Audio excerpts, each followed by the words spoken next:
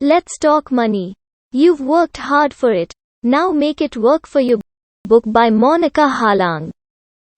If you're reading this book, it is because at some point, you have worried, or are currently worried, about money. Talking about money, even if you have it, is a curious taboo. We rarely have open and honest conversations about our spending and saving habits. People may boast about great investments, like the stock that made them supersized returns, but shy away from mentioning the strain on their financial life caused by their expensive spending habits, like that fancy coffee they order twice a day. We worry about investment the way we worry about our weight. Instead of dieting or investing being a habit, we only think of them as remedial measures when our weight or our bank balance goes too high or too low. This is further exacerbated by the fact that the commission-driven world of finance has been deliberately obfuscated for the layman. Navigating through the jargon can feel like trying to cut through a dense thicket with a butter knife. No wonder then, like the proverbial ostrich, many of us stick our heads in the sand, hoping if we don't see the problem, it doesn't see us too. Which is why I appreciate Monika's new book. It wants us to start having honest conversations about money.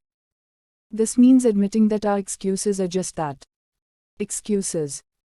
Managing your finances is not a luxury for the rich, it is hygiene for everyone. I know Monika from her role as consulting editor at Mint. In our interactions, I was always struck by her focus on the consumer. She would ask all the hard questions about complex economic affairs and then work to communicate them simply to her audience. As you reach chapter 6, you will learn why.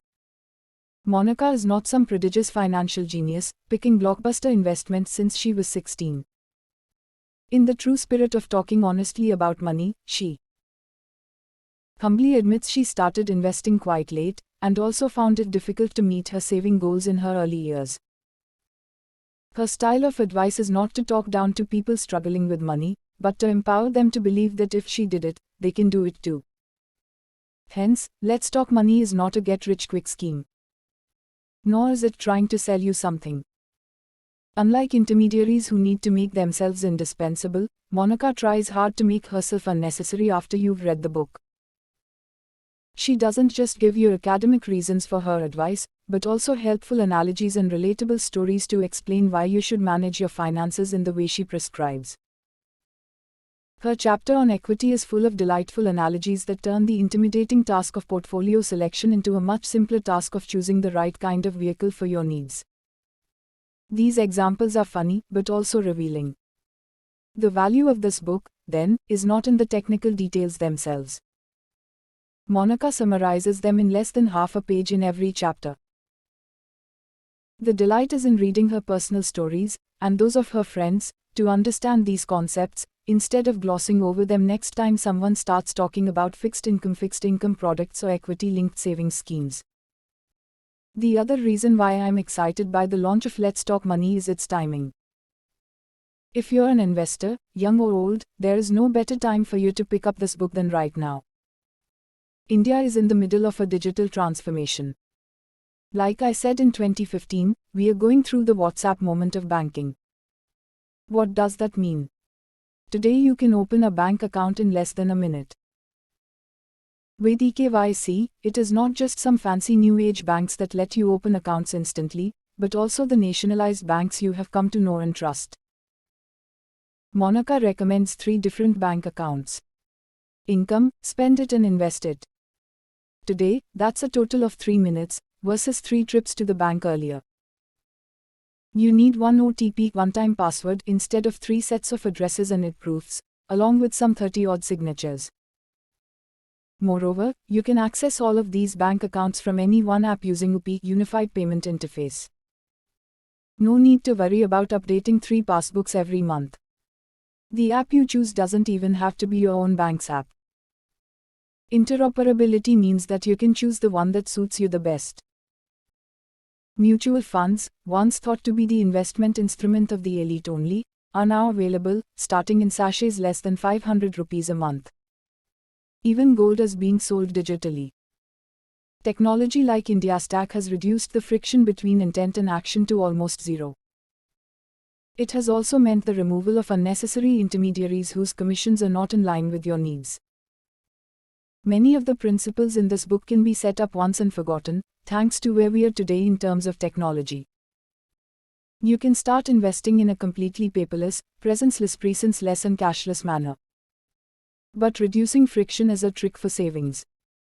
Technology can also help you nudge your behavior by increasing friction for areas of spending.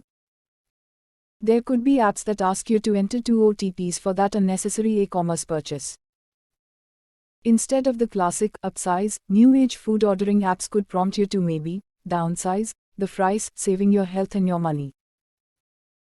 Further innovations, like the recently announced account aggregators, will give you a consolidated view of all your finances, helping you track, analyze and better decide how to implement the plan that Monika will shortly arm you with. Especially if you're a first-time investor, it is a truly exciting time. The sophisticated yet simple-to-use tools available to digital native investors were never available to us of an earlier generation. I hope you will enjoy this book and, by the end of it, can talk money both honestly and confidently. By picking up this book, you've already taken a great first step. Let me not stand in the way of you and your riches. Nandan Nilekani. 1. The money order. Our money worries usually center around finding the best return on investment. But there is a lot more to financial fitness than just investments. We need a system and not a single shot solution. We feel guilty about the mess in our money lives. Almost like a sound playing constantly in the background that becomes louder in moments of silence, a cold dread that lingers just at the back of everyday life. We worry about not doing enough, about not making the smart decisions, about missing the money-making train as it zips past, about not having enough for our kids and ourselves in future years. We worry about aging parents and their long-term care. But most of all, we worry about emergencies and hoard cash. The cash accumulates, and then some sharpshooter comes along and offers this fantastic deal. He's persistent, pushy, throws numbers, works on your fears, emotions, guilt, and gets your money. This ends in several ways. In a total loss, a partial loss, or simply a bad investment that gives you returns worse than a bank FD fixed deposit. This book is a conversation about money. At the end of reading it, you will be able to organize your finances in a manner that allows you to get on with your life, with all its complications, rather than stay worried about the right investment. We'll build a system rather than a single shot solution. Think of your financial life as a money box. The money box fills in your working earning years with income. You use the money to pay for living costs, fees, rent, MS equated monthly installments, taxes, insurances and vacations, and a whole long list of what it takes to live the Indian urban mass affluent life. Usually the box shows a surplus left behind at the bottom each month. This gets invested for future use. Along the way, you deep into your money box to pay for your kids' higher education, their marriages, and then finally when you get too old to earn, we all get there, just look at your grandparents or parents, the box begins to fill with pensions and other investment income like interest, dividend and profit. The mistake most people make, and we are not to blame, is to think of the money box only as a container of investment products. We start thinking about what to invest in. Should I buy a plot of land, or should I buy shares, or should I invest in that pension plan to solve our money worry? But what to invest in is not the first decision we should take, a mistake that we all make, pushed as we are by a sales commission driven insurance industry or a next new thing driven mutual fund industry. So, how should we think about our money box? A good money box is one that allows you to streamline your cash flows. It builds in safety nets for preserving your savings in the face of an emergency, typically a medical emergency, a job loss, or death of a salary-earning family member. Insurances have a purpose in a money box. We'll understand what that purpose is. No, it is not wealth creation. Product choice becomes much easier if you understand why you need that product in the first place. Then, finally, we come to investing and understand what suits us and how to build our portfolio. The book is about helping you construct this box by understanding your own needs and situation. It is not a get-rich-quick book. The goal is to make you feel more confident about your money life, but in a system that allows you to be hands-free for most of the year, needing to open the box no more than twice a year. The byproduct of this exercise is that you will actually be able to fund all the things and save for goals that are important to you. This is not easy work, and your unique money box will take 6 months to construct. But once done, you have a grid that works on its own and needs a minor tweak just once in a while. Interwoven into this book are stories and case studies of some of the hundreds of people who have written to me on the 4 TV shows I have done in the last 10 years, and responded to the column I write in Mint. Equally interwoven is a larger perspective of why we are faced with a marketplace that is predatory. You will understand why the government's need to finance its deficit leads to you buying toxic products. Yup, there's a link. You will understand why the global financial sector wants you to feel stupid. You will understand how you are actually doing the best you can in a marketplace that is full of sharks. You will see that you are not a money dummy.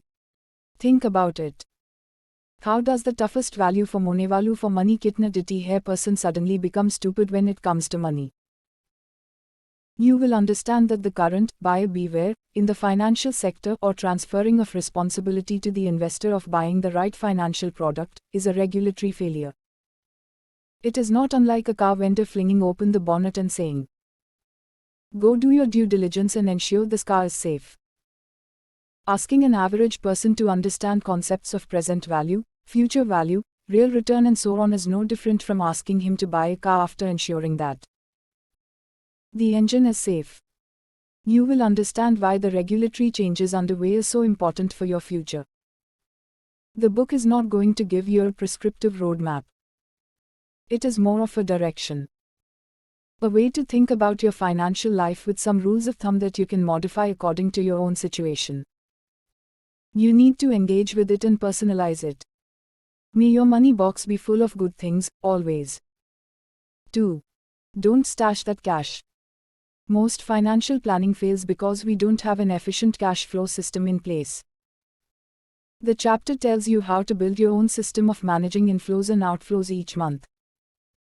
Anupama Gajwani is not the usual Indian woman you run into. Growing up with an artist dad in a house filled with paintings and the smell of turpentine, my childhood friend Anu and I are as different as it comes.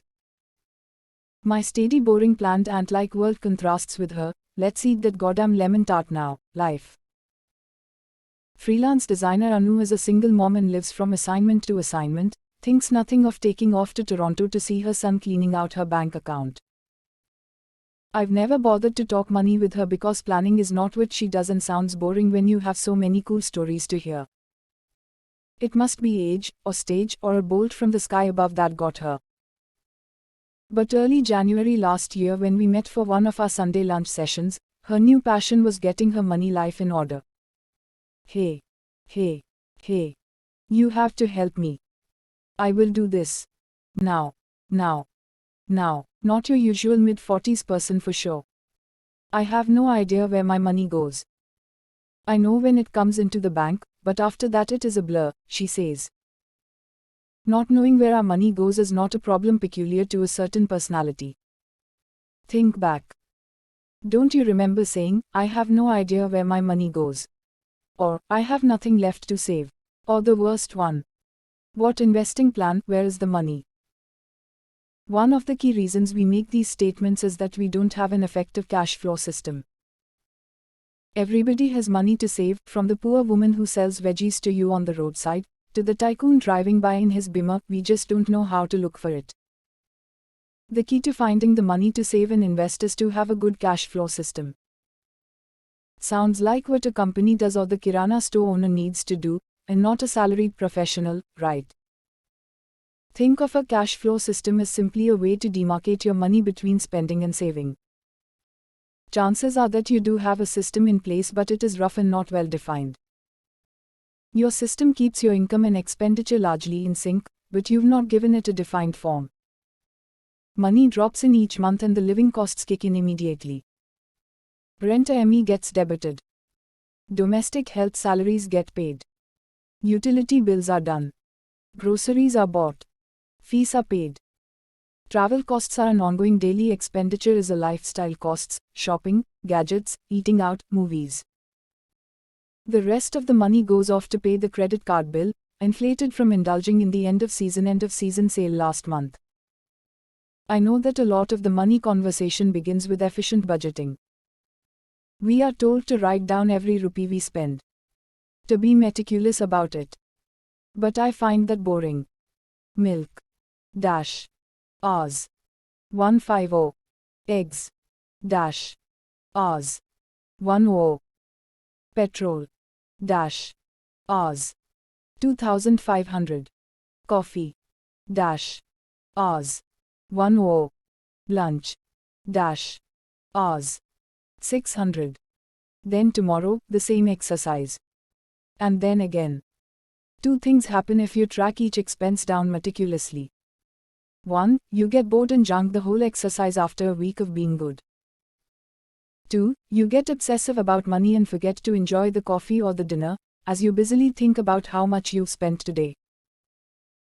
If you have a good way to budget and need the discipline, go ahead and use one of the many apps to track your spending, but if you find that tough to do, just work with the cash flow system. The goal of the cash flow system in the money box world is to conceive of the least troublesome method of managing inflows and outflows of money, and doing it in a manner that automatically separates spending from saving money. I don't know about you, but I have had this experience many times over. Whatever may be the amount of cash in the wallet or in the home cash box, it gets spent. Large chunks of unused money cry out to be used, and get borrowed away or spent on an impulse that later you wonder why you gave into. I remember once being talked into lending a large sum of money to a friend, no longer a friend, for a non-emergency situation. She couldn't manage her expenses and needed help. I bought into the sob story and moved the money. When better sense prevailed, the cash was already gone. It took me more than 2 years of nagging to get it back. Not a nice place to be in. You lose the money, you lose respect for the other person, and somewhere for yourself for getting into a situation like this. That was a lesson well learnt. I moved the money away from temptation. I found a useful way of doing that. I'll tell you about an easy cash flow system that I use. And then I'll tell you the science behind it. The goal is to separate out money according to its function so that the brain is better able to map it. I do this using 3 buckets for the 3 functions of money. These are income, spending and saving.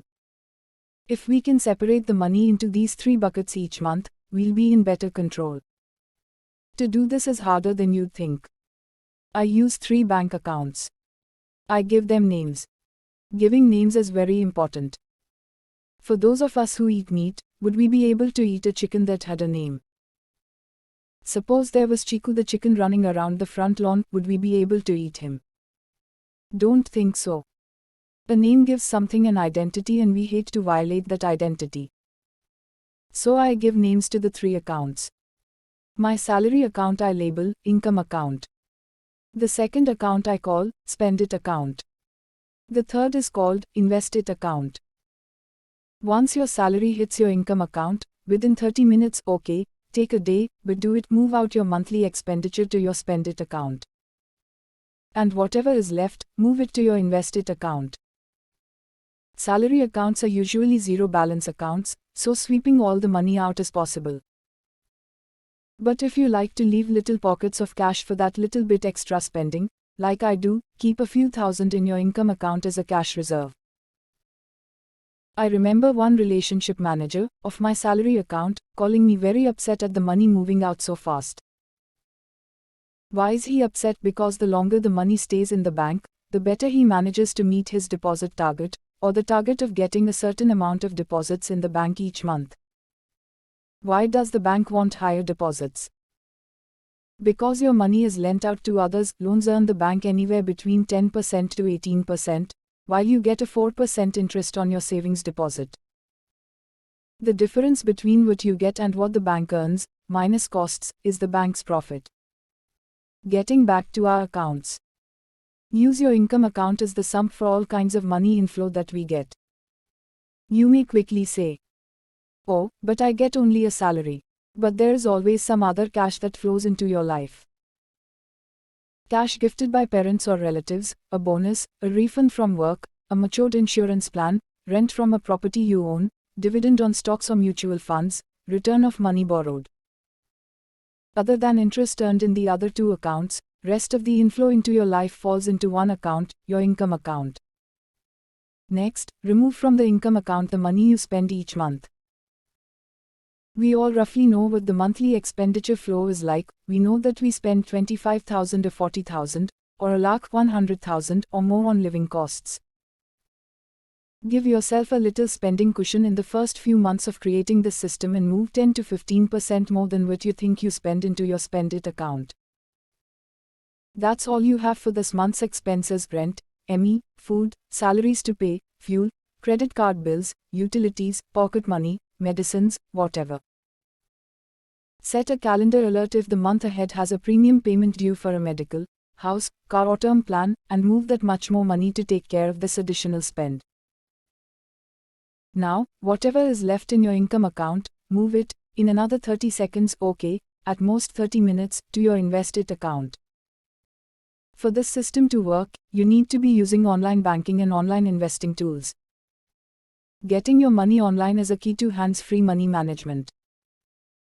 Spend some time getting the online life right, so that when it is done, the system is smooth and friction-free.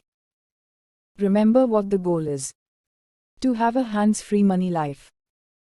Remember, what we are doing right now is about creating a system so that, once it is in place, you can execute your monthly money moves in 30 seconds. When I began doing this, it took me a long time to streamline my financial life so that it fell into these neat buckets. We have joint accounts with all kinds of family members, and getting everybody to buy into your system at home is an exercise. Begin with yourself, and, if your partner is not helping, create your own system first. You and your spouse must have your individual income accounts. The Spend It account is a joint account into which both credit equal amounts for the monthly spending. Each partner has his and her Invest It account in different banks. These can be joint, but the primary holder should ideally be the person in whose name the investment will happen. Don't do anything else. Don't think about investing. Just get these 3 accounts in place. Once they are, start the exercise of moving money out on the day your salary hits the income account. Remember, we are not investing yet, so the money in your Invest It account is just sitting there. That's fine. We have to make a plan for the next 50 to 80 years ahead, which is 3 months of practice. For 3 months, watch your own spending pattern. Is the money you thought you needed enough? Too little? Too much? Whatever your situation, you'll get a grip on how much you spend each month by watching how much you move to your Spend It account at the beginning of the month. I'd leave a bit extra in the income account in the first 3 months to see how much I need in my Spend It account. If it runs dry, move more from income to spend. Moving money from Invest It to Spend It is not allowed in my book. In 3 months you'll know what's going on with your money life. If your Invest It account is empty, you know you're spending too much. You should be able to move a minimum of 10% of your income in hand each month to your Invest It account, irrespective of ME, rent and whatever else your commitments are. Sneak a peek at the retirement chapter if you are impatient to find out thumb rules on how much you need to save at each age and stage. 2 things happened when I began doing this. 1. I began to question my spending. Once you realize how much is going into your Spend It account, you can't hide from yourself anymore. 2. As the Invest It account begins to build up, you see how much your saving capacity is. I've had friends WhatsApp me 6 months later and say, I never thought I could save, and look at what I have in my account now. Putting a label of Invest It deters most people from dipping into it for a splurge. What stops you from dipping into your Invest It account to pay for your spending? This is where behavioral economics steps in. Putting a label on money prevents people from using it for any other purpose. This is called mental accounting, and it means that we like to separate our money into separate accounts according to intent, and dislike using it for any other use. When we use mental accounting unconsciously, we end up using it wrongly, carrying a large credit card debt. That costs us 36% interest a year, while making the monthly payments to the recurring deposit that gives just 7% interest. A smarter step will be to pay off the high-cost loan before spending, but mental accounts prevent us from seeing the two uses of money with the same lens. When we use mental accounting in the cash flow system, we are using the principle of mental accounting to work for us. When we label the account Invest It account, we will be loath to touch it for our current spending needs. We are tricking our brain into doing the right thing. It's done. We've got a cash flow system in place. We are one step forward in our journey to a hands-free money box. And yes, Anu saw the logic of the system, and is using it. And is on her way to a smart money box. Budgets are boring. Instead of mapping the small expenses, have these rules of thumb in your mind. If you are going consistently over these limits, you need a relook at where your money is going. Eating out, going to the movies, traveling and buying gadgets are the big budget breakers. Go for a balanced, rather than a hard, spending diet. Hard diets fail. You are doing okay if 1. You have a 3-account system that separates your income, spending and savings. 2. Your spending on living costs is no more than 45 to 50% of your take-home income. 3. Your ME payouts are no more than 25 to 30% of your take-home income. 4. Your savings are at least 15 to 20% of your take-home income. 3. Emergencies need a fund. Keeping money ready for an emergency is important. Not only do you not have to worry about the money when you need it, but it also frees up money for long-term investments. My daughter was just 5 when she understood the importance of a car seat belt. I would drive her to and back from a nearby school and insist that she belt up in the front seat or the back seat, wherever she chose to sit. 5 is the age when why and won't are at the top of the vocabulary charts. A growing sense of self allows the knee-high 2-pound tigers to assert their independence. But this was an argument I won, since it was non-negotiable. Non-negotiable. It is not often that I use the "I'm bigger and smarter and you're just a little kid, I'm bigger and smarter and you're just a little kid" line of parental control, but this was one of those times. Anyhow. So, kid gives in with bad grace and sulks for a couple of days. Then gets used to it.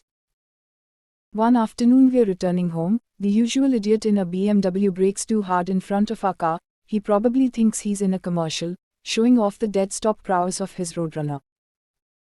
I slam my brakes and we both fly forward, get restrained by the belt and miss having our heads crash through the front windshield. I exhale, call the guy some really bad names mentally, of course, kid mustn't know mama knows these words, and then swing back into the traffic. 2 minutes later a small voice goes, "Belt ne picard liya," the belt held me back. Kid also realizes that the responsibility of staying in the seat now belonged to the belt, and it can then focus on other stuff, like consuming a steaming bhutta corn using both hands, rather than one. Take a moment to reflect and tell me yourself why you are afraid of long-term money commitments. I've had hundreds of people who have called in on the various TV shows I've done, and each time I've asked the question, "Why don't you want to invest for the long term?" the answer almost always is, "But if there is an emergency, I won't be able to use my own money if it is tied up in a long-term investment." The unwillingness to take risks also comes from this fear of not having the money when it is needed. Therefore, people stay with money in near liquid products or bank deposits that are easily cashed if need arises. It is a reasonable fear. We all do have situations where we need the money. It could be a medical emergency, a job loss, some disability or health issue that prevents us from earning. But there is a way to keep money aside for such emergencies and then free up our savings for the future. Let's understand the logic of having a defined emergency fund. You typically need money midway under 2 circumstances: planned and unplanned events. Think about your car. You know that the car will go for servicing, and will need money for that. You know that after 7 to 8 years there will be costs associated with repair and possibly the cost of a new car. This stuff we can plan for.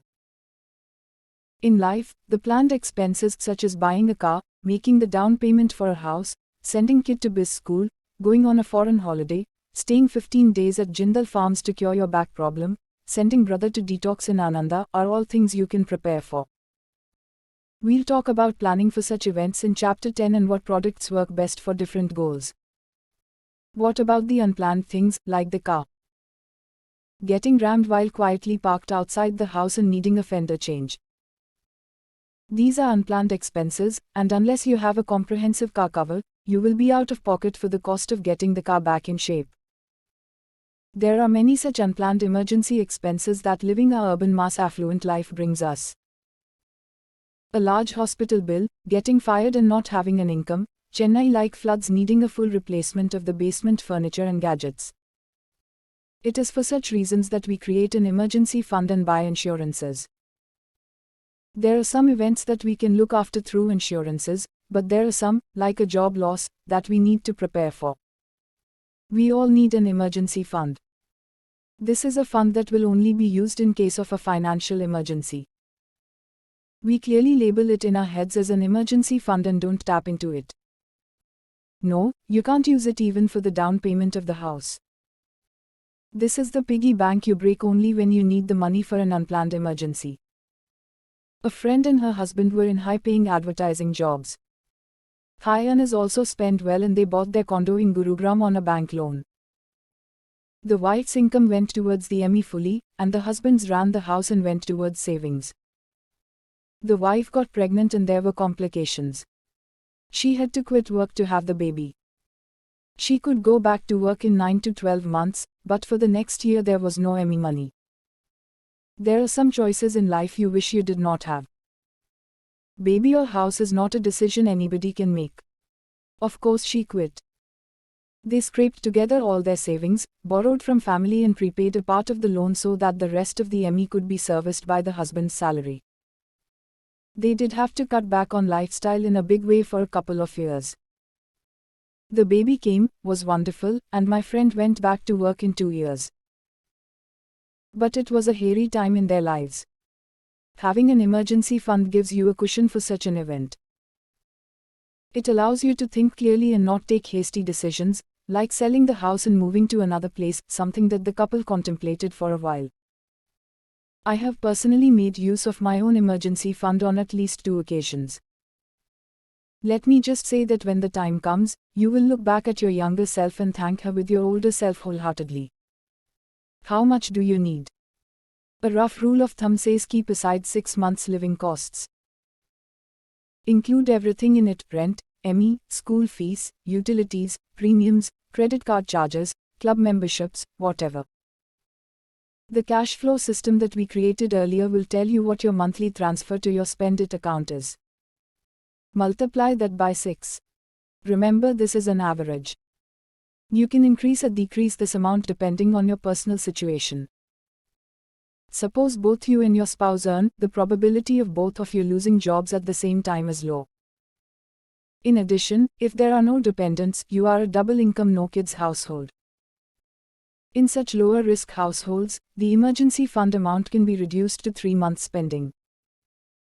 But if one salary is fully going towards the ME, it makes sense to have a bit more than 6 months living costs in the emergency fund, and not less. On the other extreme, if you are the sole earner of a house that has your spouse, kids and parents to support, along with an ME to pay, you're better off having up to a year's worth of spending in the emergency fund. So, lower the risk to the household, lower is the number of months spending you need to cover for in the emergency fund. And higher the risk, higher the amount you save. I'm risk averse when it comes to my emergency fund. And I keep a year's expenses in a clearly marked emergency fund. We'll see how this allows me to take much more risk with my investments than I would otherwise. But that's in Chapter 8. Where do you keep this money? We want to be able to access this money quickly with no loss in value. The worst thing you can do is leave this money sloshing around in your savings deposit. At the time of writing this book, State Bank of India gave 3.5% interest on the savings deposit. You need to move it to a place that is not that easy to access, but yet is liquid enough to be of use when you want it and gives a return that is better than a savings deposit. The easiest and best understood product is a fixed deposit. We've all grown up with our dads going to get money fixed, and now we can use the new banking technology to move money into and withdraw money from FDs without going through the painful process of filling out the form at the branch. This is your entry-level product, setting up an FD with your emergency money in it. If you are banking with a bank that allows flexi FDs that allow you to sweep out just the amount you need, rather than breaking the entire deposit, go for that.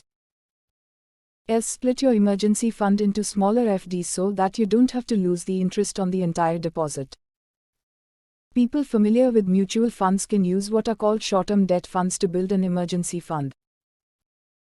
We'll talk about mutual funds in greater detail in Chapter 9, but at this stage you just need to know that mutual funds have many kinds of products and some of these are suited for needs such as an emergency fund. But if you are not familiar with funds, stay with the FD. Understand debt mutual fund products before you begin to use it for an emergency fund. There are several advantages to this product. It earns you a better return, is more liquid than an FD and can have a lower tax incidence than an FD if you plan its use well. The higher post-tax return as compared to a bank FD makes a debt fund a great choice for an emergency fund. I know some investors who, once having understood mutual funds, moved to a balanced fund with a small equity exposure as their emergency fund. But let's wait for that conversation a bit later. 6 lakh rupees sounds like a lot of money for a person with a 50,000 rupees monthly expenditure, but this is the first investment you make. Set yourself a monthly target for your emergency fund and keep crediting your emergency account each month. Once you get to your target, stop funding it, and we are ready to move to more long-term investments. But before that, we need to secure the seat belt just a bit more. We need our insurances in place. This is the go-to fund when disaster strikes in the form of a job loss or death. Even if you have a life cover, the money takes time to come, but the ongoing costs don't stop. I can't stress the importance of this fund. It is the difference between slipping into disaster and staying afloat. You are doing okay if 1. You have 6 months living costs in an emergency fund. 2. You are a double income family with no dependent parents and have 3 months living expenses. 3. You are a single income home with dependent parents and have a year's living costs in an emergency fund. 4. Your emergency fund sits in ultra short-term or conservative hybrid mutual funds. 4. Building your protection. You don't want to discover you have the wrong policy when you reach the hospital. Difficult to negotiate, buying a medical cover is crucial to the health of your money box. I remember meeting a colleague some years back who'd been missing for a week. Had a nice holiday? I asked enviously. Nope, he said, medical emergency, mum had a stroke. And then he cracked up. All through the hospital stay, he said, he was replaying what I would keep telling him over and over. You must have a medical cover. He said he meant to do it but kept putting it off. He was also banking on the workplace cover he thought covered him and his dependents. But he realized at the hospital that the company, in an austerity move, had reduced the cover to his nuclear family and chucked out his dependent parents from the group cover. He dipped into his savings, of course. But the thought that the entire expense running into several lakhs of rupees could have come out of a policy left him really upset. It's like discovering you've forgotten your mobile charger just as you step into the aircraft for a week-long trip, he said. It's that, oh shoot, moment in your life. It isn't just journalists who don't buy cover, a roomful of financial sector source once admitted to not having cover. It was the annual Mint Mutual Fund event and before the event began we were sitting in the antechamber waiting for the hall to fill. Source and CIO's chief investment officers of mutual funds were there as were some other senior finance professionals. Talk turned to medical cover and I went around the room asking how many people had their own cover, not the one given by the company, but their own. Shamefacedly they all admitted that they were meaning to get one, but had been stalling it. Sure, some of them are rich enough not to need a cover, but they said, it has been on their must-buy list, but they somehow never got around to it. What is a medical cover? Each time we go to the doctor for a viral fever, we don't really think of the cost too much. The fee is affordable because we choose our doctors given our own spending power. The prescription medicines he gives also don't break the monthly budget. But when you have something more serious, like a surgery for a liver infection or a heart attack or a knee replacement, the costs can be significant. One way to pay for these costs is to dip into your savings. We do hoard money in our bank deposits to take care of just such an emergency, don't we? But if we transfer this risk to somebody else for a small fee, then we don't need to dip into our investments. This transfer of the risk happens when you buy a medical insurance plan where, for the price of a premium, you buy a much larger cover or insurance. You get refunded for what you spend and do not get the entire cover you have. If you have a 5 rupees lakh cover policy and your hospital bill comes to 2 lakh rupees, you should get a refund of 2 lakh rupees. Getting a good medical cover is probably more important than buying life insurance. You're more likely to go to hospital with an illness or accident than die. But identifying this good policy is so difficult. Consider this. There are 23 companies that offer you a medical cover. Each company has at least 10 policy choices. Each policy has further options you need to choose from. In terms of time, were you to read through all the brochures and details of all the products in the market, it would take forever. The scale of the problem freezes us. Remember, the problem is big. We are not stupid. Do I need cover? My office covers me. Yes, you do. I always recommend buying your own policy even if you are covered by your office, especially if you are in your 40s.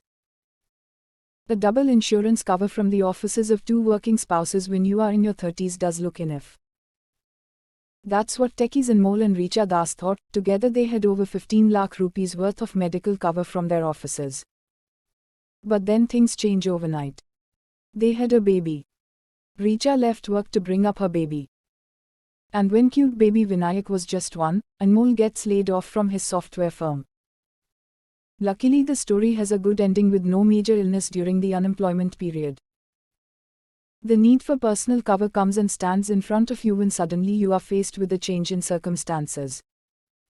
The other time you see reality biting is at retirement. Along with the farewell party, you bid farewell to your medical cover from work. Getting a cover at age 60 is difficult. Lifestyle diseases like hypertension and diabetes may have set in, reducing the choice set of available medical plans.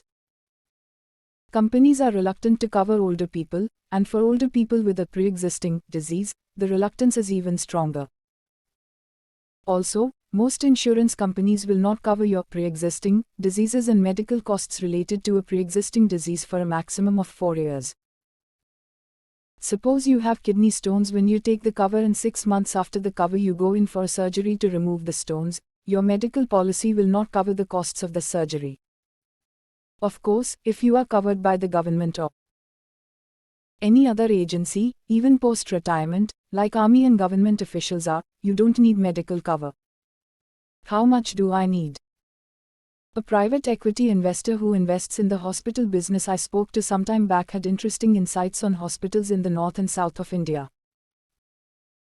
He finds it difficult to invest in most North Indian chains due to the conflict of interest issues between making undue profits off patients by ordering not needed tests, or putting in a stent when the guy comes with gas in the belly, and giving adequate and cost-effective healthcare.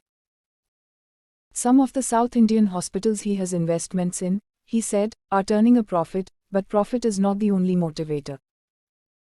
You can take a flight to Trichy from Delhi, get the surgery and back, and it will still be cheaper, he said. Medical costs are insane in the 5-star hospitals that the urban mass affluent now frequent.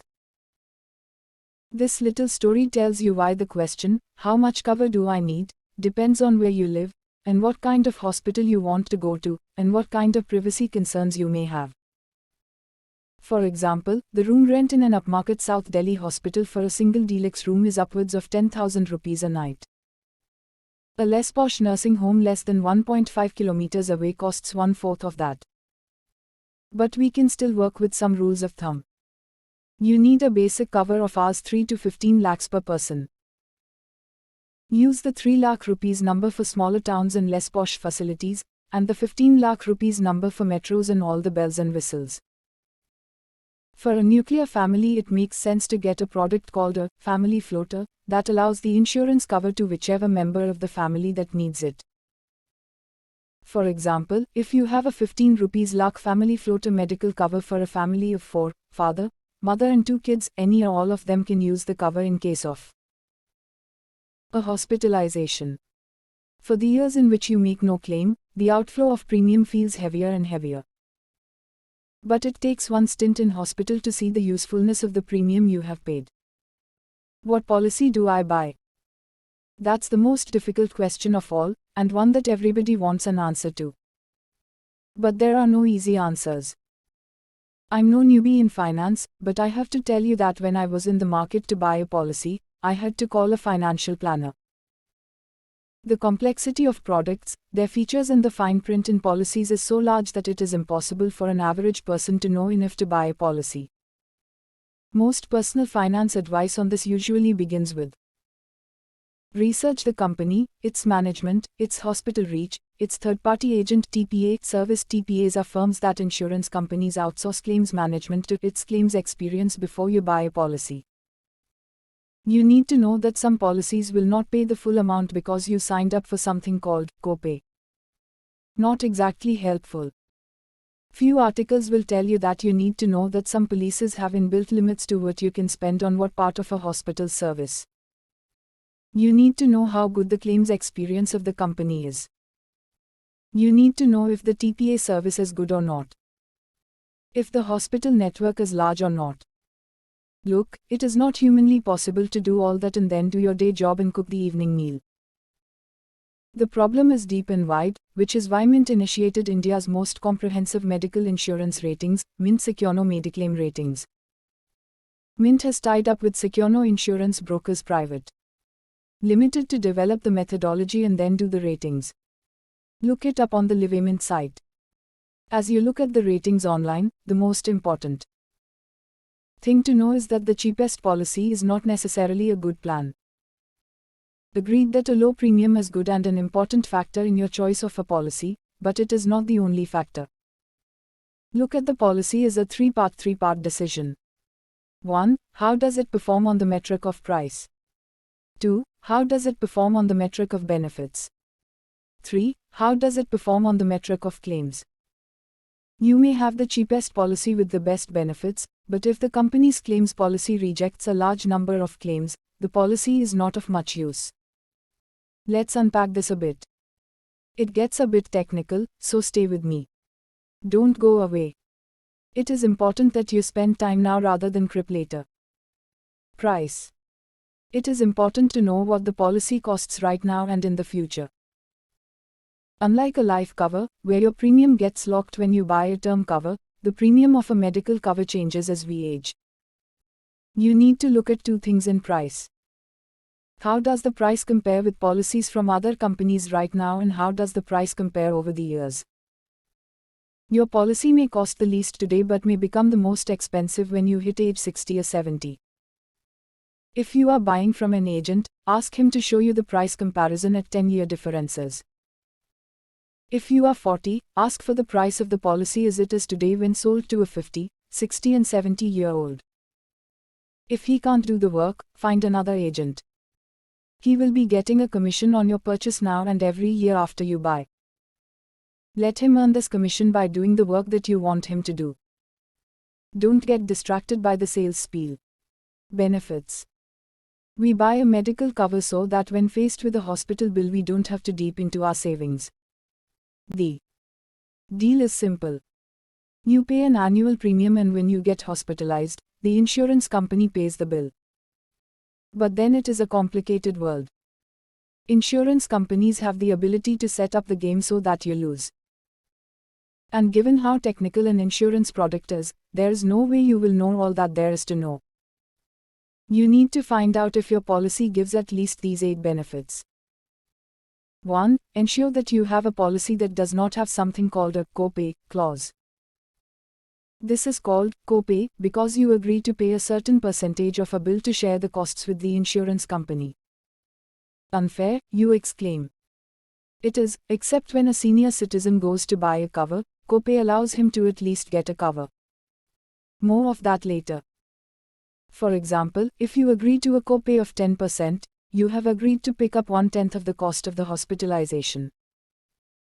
If your bill is 2 lakh rupees, you will have to pay 20,000 rupees and the insurance company will pay 90% or 1.8 lakh rupees.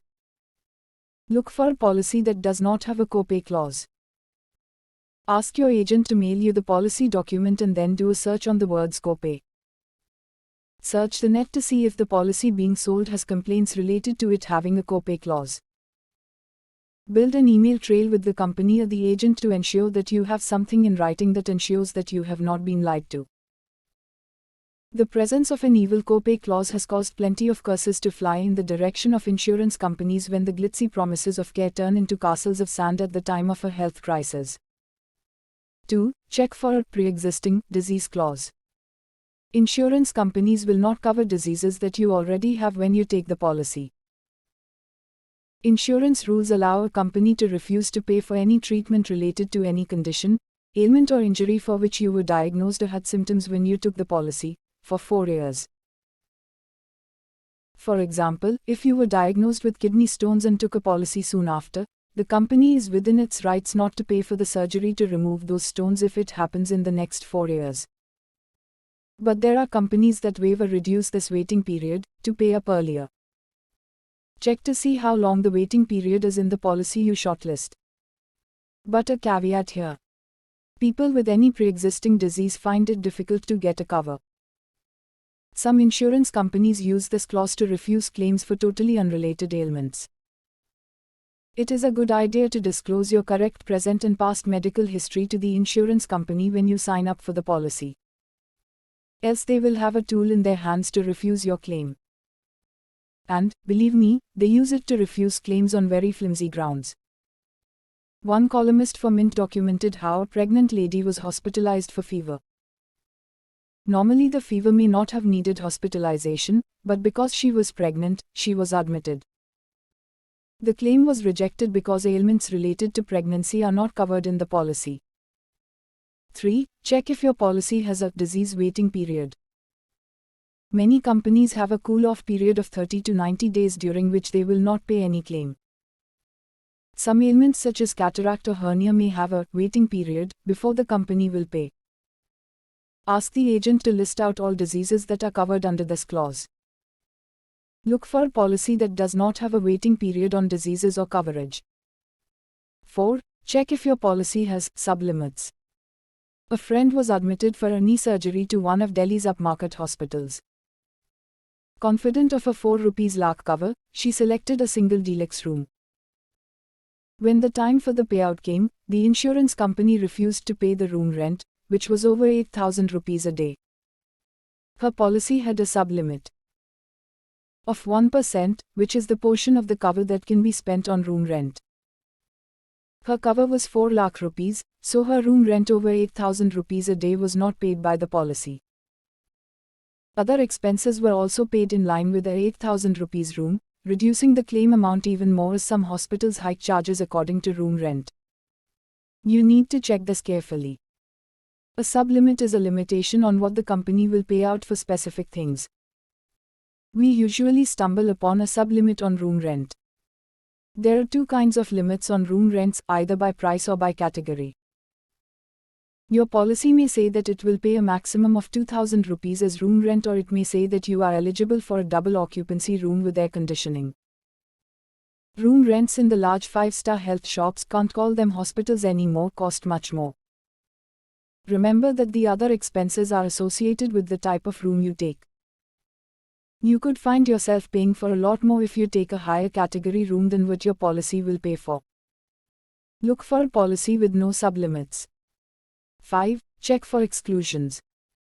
A policy will list out diseases, conditions and medical services that the policy does not cover. Dental treatment, pregnancy and cosmetic surgery are standard exclusions.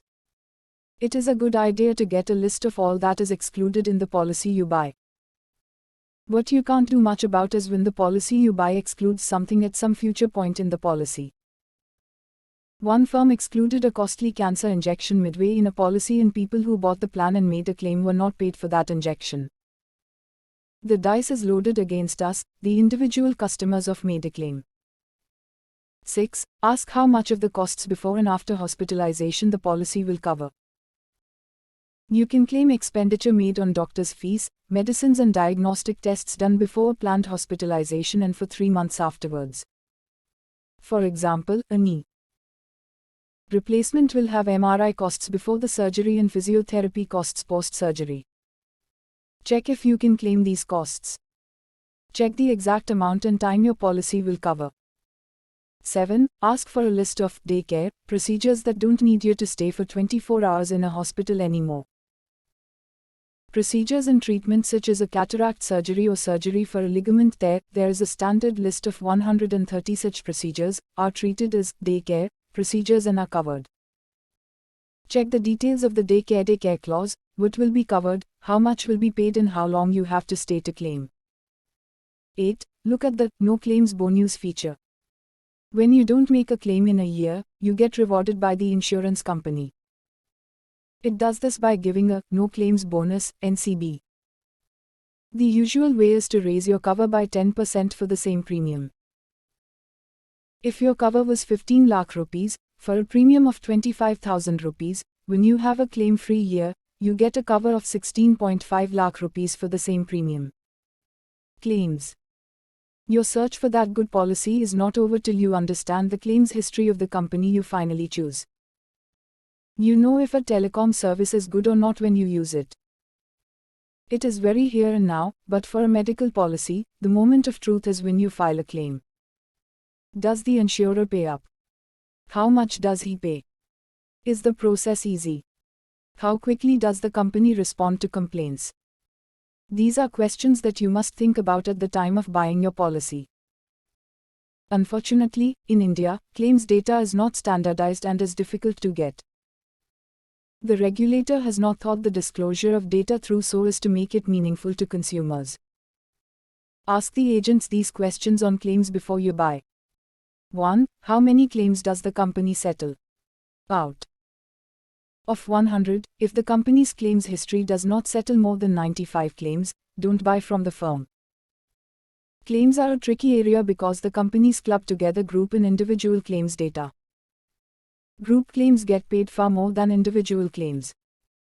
Ideally, the disclosure on claims should be product-wise and not clubbed as one big number.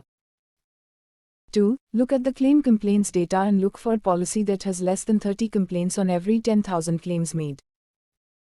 Be careful of firms that give data on complaints as a percentage of policies sold. What is relevant is how many people, how many made a claim, then how many went on to complain. This number should be low in the policy you finally choose. Yup, you need a degree in finance, law and patience to choose a Mediclaim policy. You could just look at the Mint Secuno medical ratings if you find this process too complicated. Your exact policy type or need may not be in the ratings, but if you look at the parameters, you will get this data for the company. Who said choosing a medical policy is easy?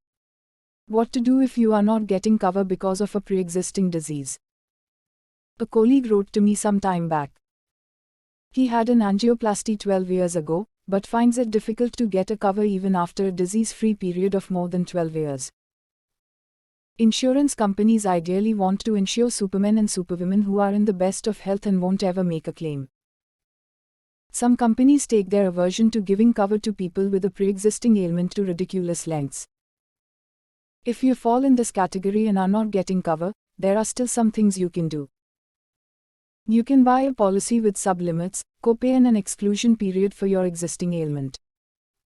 Remember, sublimits are limits on what the policy will pay for certain diseases and for the room rent and related costs.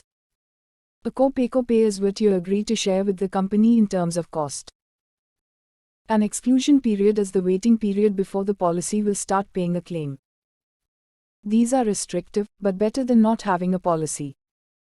Also, you may get loaded or pay an amount over the regular premium paid by a healthy person due to your pre-existing ailment. What I suggested to my colleague is this.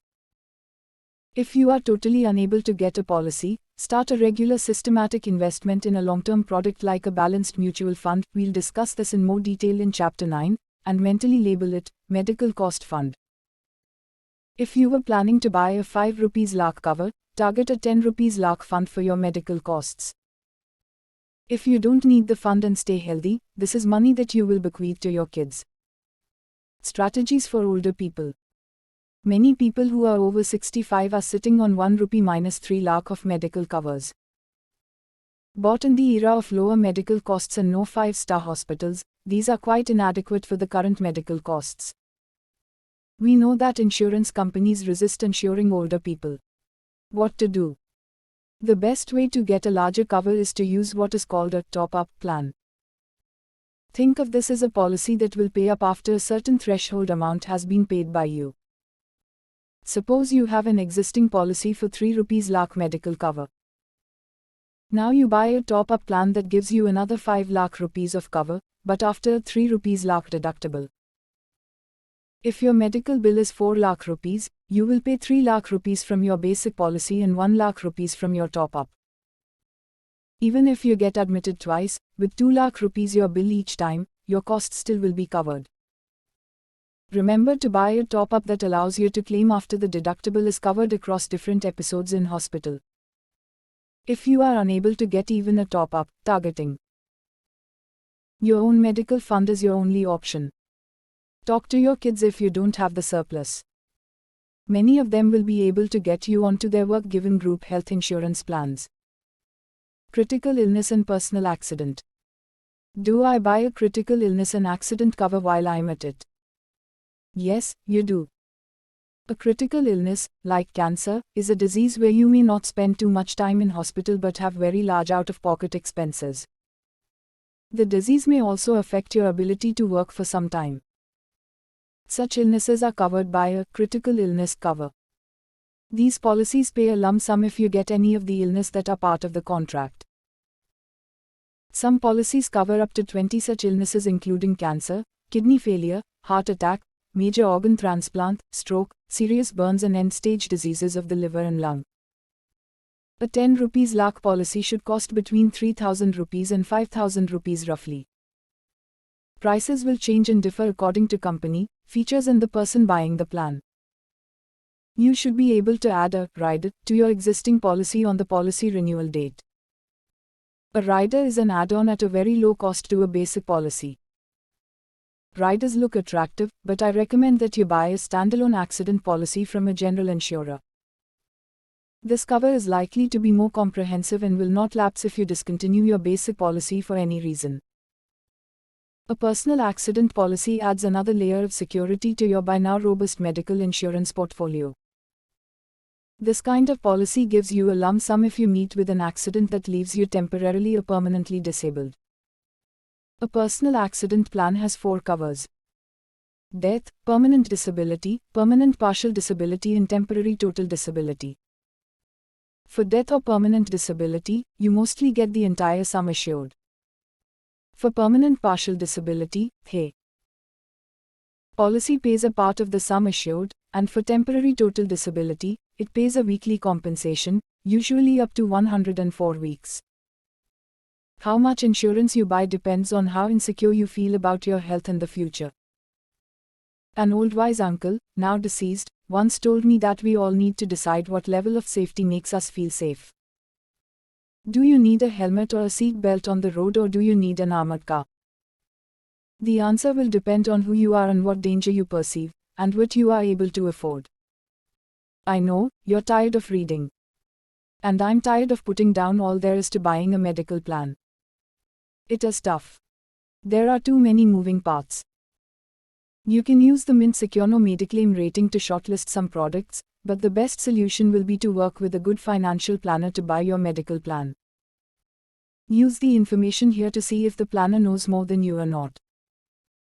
If you don't hear the words pre-existing, sub-limits, claims and waiting periods, you know that you need to keep searching.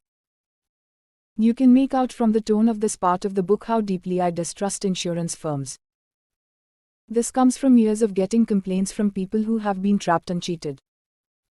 It comes from decoding products and finding a problem of intent in lots of them. The intent is not to pay. Your best bet is to work with a good planner or insurance agent who has clout with the company. As an individual, there is literally nothing much you can do. Our healthcare system is broken, both public and private. I shudder when people grandly look at privatization of the public health system in India as a solution to healthcare. They don't seem to understand that, without proper regulation of both hospitals and insurance firms, you are herding people from one disaster to another. You need this cover more than you need a life insurance cover, since you are more likely to break a leg than die. This cover is the difference between using your savings for a medical emergency and simply flashing your cashless card. You are doing okay if 1. Along with your work cover, you have your own family floater. 2. You live in small town India and have a family floater between 3 rupees and 7 lakhs. 3. You live in the large metros and want the 5-star hospitals and have a minimum of 15 lakh rupees, family floater. 4. You are over 60 years old and have a top-up plan to bump up your basic cover. 5. What if you die? We buy life insurance for all the wrong reasons: fear, greed, pity, frustration, taxes. The real reason for a life cover, to protect your family if you die, is never explained. Kanchan Chandar is a famous Delhi-based artist. You can spot her on page 3 of the daily tabloids grinning at the camera. I happened to meet her at the home of a common friend. And as it played out, the conversation soon shifted to her money. There was not much I knew about art anyway. She was in the middle of a story that I had now heard hundreds of times. A pushy bank relationship manager promises a wonder insurance cum investment product. You trust your bank. You grew up in a time when insurance meant safety and good return, along with tax breaks. This relationship manager is very persuasive, calls many times, is very charming, looks sincerely into your eyes and gives his personal promise about the product. I'm there, he says. Kanchan's story was no different. She wanted to put away a lump sum for 2 years so that she could fund her son's art school education in the UK. However, she was sold a 15-year regular premium unit-linked insurance plan some years ago by her bank. She thought she was buying a 2-year fixed deposit, but the bank had put her in a regular premium long-term investment. She got a shock when a year later she got a message from the insurance company saying that the second premium is due. But she had made a one-time investment, she thought. So she called her bank relationship manager. He had gone. Another smart slick suit was there who told her that if she did not make the payment she'd lose the entire investment to costs, which she was not told at the time of investment. She protested. You signed the policy, so you should have known this, was the pushback. Kanchan was devastated. Artists' incomes are erratic and she had been banking on this money to fund her son's education, and now it was gone. As a single parent, the blow was even harder. There was nobody to fall back upon. Chances are that you've already had at least one bad insurance experience by now. Either you would have got back a pittance after faithfully servicing your policy for 20 years, or you would have got trapped in a product you did not want. Or been brazenly lied to and left holding a dud product. Why do they cheat and what can you do to stay safe? Do you really need an insurance cover? What about the tax break? How will you get that if you don't buy another policy? I'm going to take each question and then leave you with some very simple do's and don'ts. You need to treat the insurance industry and those who sell the same like walking through reptile-infested waters. You need to stay on the path that is safe. They're out to get you. You need to look after your money. I'm not joking. Why you need a life cover? Not to save taxes, not for a secure retirement, not because the ad agency put together images of happy families doing cool things together. Not because you are arm-twisted into buying a policy by a family member, a friend, a neighbor, your banker, just a very, won't take no for an answer agent. One night I got a call from Richa Agnihotri, a friend. She used to teach physics at that time and is nobody's fool, not the usual I can't do numbers person at all. But that day she sounded a bit hysterical. He's not going, Monika. Will you talk to him?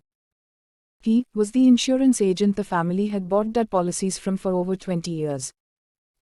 Now, my friend was in the process of shifting to a financial planner and was refusing to buy. The point at which a desperate Richa called me was when he had simply refused to leave their house till they bought a policy. He had invoked past relationships, threatened to tell her mother-in-law, I kid you not. I got on the phone and tried to discuss the policy he was selling, asking questions on returns and cover. It was a poor plan that gave a thin cover and returns that did worse than a bank FD. As I pushed back, he realized that his game was over. Probably mentally hurling abuses at me, he left. Richa now works with a planner and has finally moved the dud plans out of her portfolio. I can recount story after story of the hard push of life insurance products.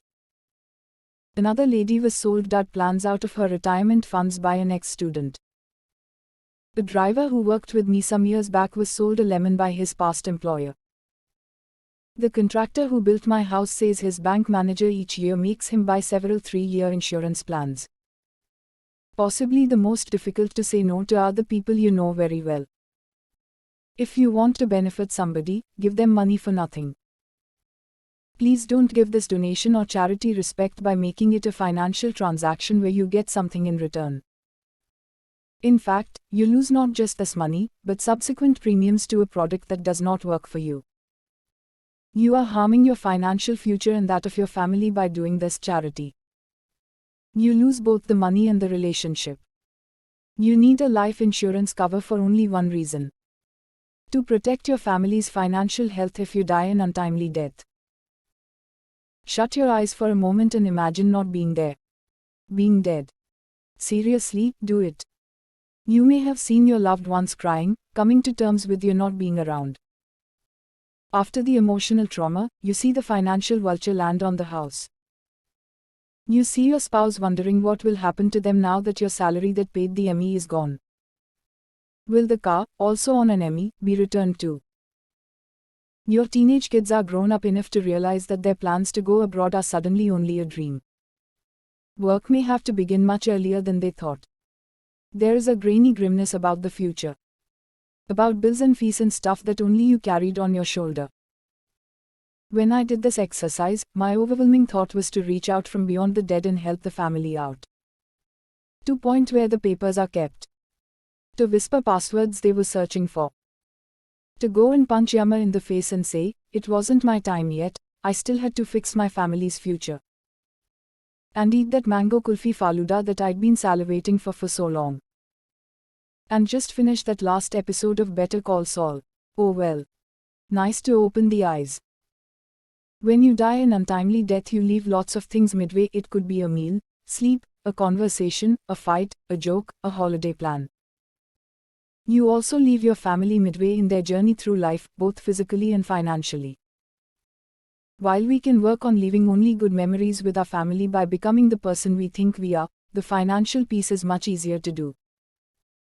You need to figure out how much the family will need to live, without you bringing in the monthly income, and how much for the future of the kids' education and marriage. You may have dependent parents and a spouse who does not earn, and may need to provide for them till they are alive as well. Think of this as just income replacement. How big? A lump sum that will earn a return to you need today so that your income will not be missed by the family if you are not around. The other big expense that will hit the family if you suddenly disappear is the debt you have. Home loans, car loans, education, personal loans, credit card debt, all of this will need to be paid back if you are to continue using what was bought with the loan. While there are few cases of a family getting thrown out of the house in India by a bank, do you really want that pressure on your family when the problem can be easily resolved? You need a life insurance cover to look after all of these expenses and costs if your lifeline is cut before time. You'd have realized by now that we are looking at a very large sum as the life insurance cover. Add up the cover, look in the policies you have and add up the figure under, sum assured, you have in all your existing policies and see how much your life insurance cover is, not the value of the policy when it matures, but what the beneficiary gets if you die. The way insurance has been sold in India, my guess is that you are sitting on a lot of dud policies. Why do I call them dud? Because they don't solve any of your financial problems. These are products not designed to give you either a good cover or a good return. In its purest form, a life insurance cover should pay your beneficiary a lump sum when you die for the price of the premium. If you outlive your policy, no money comes back. Think of the premium as the price of the product.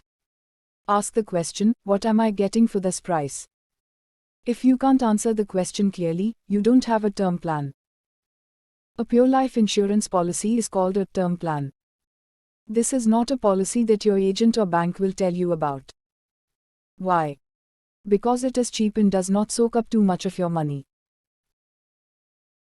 An average 35-year-old can buy a 25-year term plan that gives his beneficiary 1 crore rupees 10 million rupees if he dies within those 25 years for the price of 8,000 rupees to 10,000 a year. Pull out your plans and see how much cover you have. I can assure you that if you don't have a term plan, you don't have much cover. You have a dud. Or many duds. Understanding life insurance products in the market. In a term policy, your premium is a price you pay for buying a life cover. So if your premium is 10,000 rupees a year for a 1 crore cover, this is the price you pay to the insurance company for taking the risk of you dying an untimely death. When you buy this policy, you understand that if you live beyond the policy term, usually till you reach retirement age, more of this in the chapter on retirement, you get nothing back. Your 10,000 rupees a year for 20 to 30 years is a waste. You got nothing back. This is where you need to rework your own belief about this being a waste. It is not.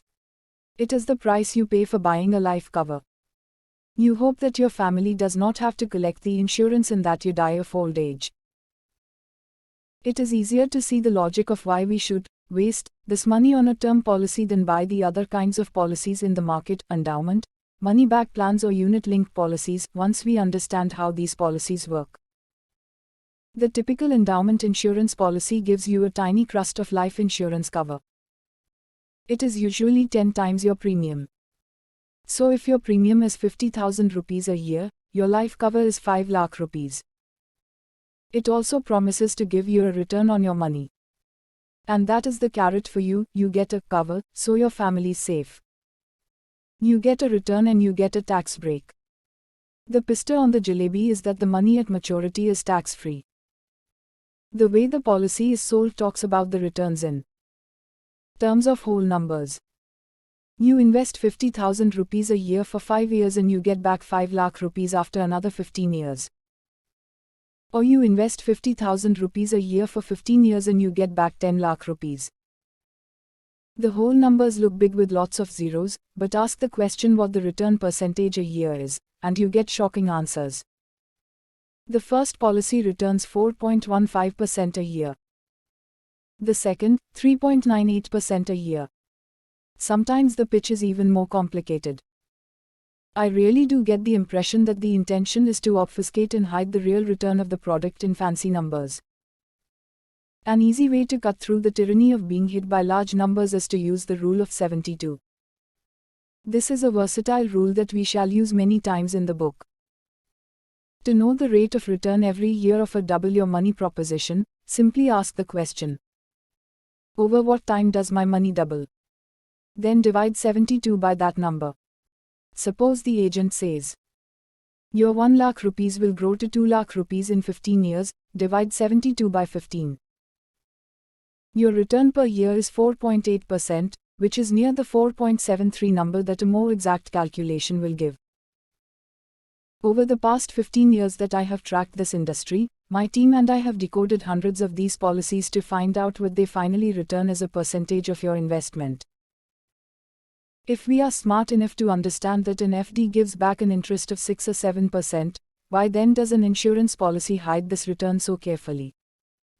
The reason is that they give you pathetic returns. On an average, a guaranteed return policy gives around 3% annual return. What are called participating plans or plans that give you a bonus at the end of the policy give between 0.5% to 4% return. You read that correctly. At a Mint event, we had invited a senior official of the insurance regulator.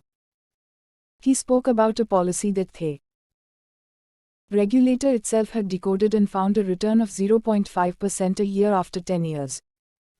As an aside, the use of the word bonus is meant to trigger that part of your brain that wants an extra thing for free. But it is not a bonus in the real sense of the word. It is your return. It is like a bank FD saying, "Hey dude, you get a bonus. We not only return your money you invested at the end of the year, but even give you a 7% bonus on it." Just as calling interest a bonus is silly, so is calling a return that the policy gives a bonus bizarre. But that's the Indian insurance industry for you. They feed off your trust and willingness to believe in their bad products. A lot of people make the mistake of thinking that the poor returns are because of the life insurance cover. Think of the premium as a price again. This price is now buying you two things: an insurance cover and a return. The price of an insurance cover called mortality price cannot be different for the same person for a term policy and for a bundled policy because it is based on what are called actuarial tables. Let's not worry about jargon here, but just understand that the price of your pure life cover is calculated by keeping in mind, among other things, how long an average person lives, what the gender is and at what age they are today. So now we know that the price of the pure risk cover should be the same across a term policy and an endowment policy. Now let's look at the price of two similar cover plans. If the premium of 1000 rupees a year buys a 35-year-old person a life cover of 5 lakh rupees for 25 years in a term plan, then the cost should be the same in the money-back plan of the life cover, right? This means that of the 50,000 rupees a year premium in a bundled product, just 1000 rupees is going towards your life cover. The bulk, that is 49,000 rupees a year, is your investment. The day I understood this, the world stopped for a moment. I pulled out the junk policies I'd been sold over the years to see what the damage was. Huge. Endowment plans destroy wealth over the long term. The day you realize that it is in your best interest to separate your investment and insurance products, is the day you move solidly towards building your financial security. Else you are building wealth for the seller and the insurance companies. Two things go wrong when you buy a bundled product. 1. The cover you get is pathetically small. If you can pay an annual premium of 50,000 rupees, it is reasonable to assume that your annual income must be at least 6 lakh rupees.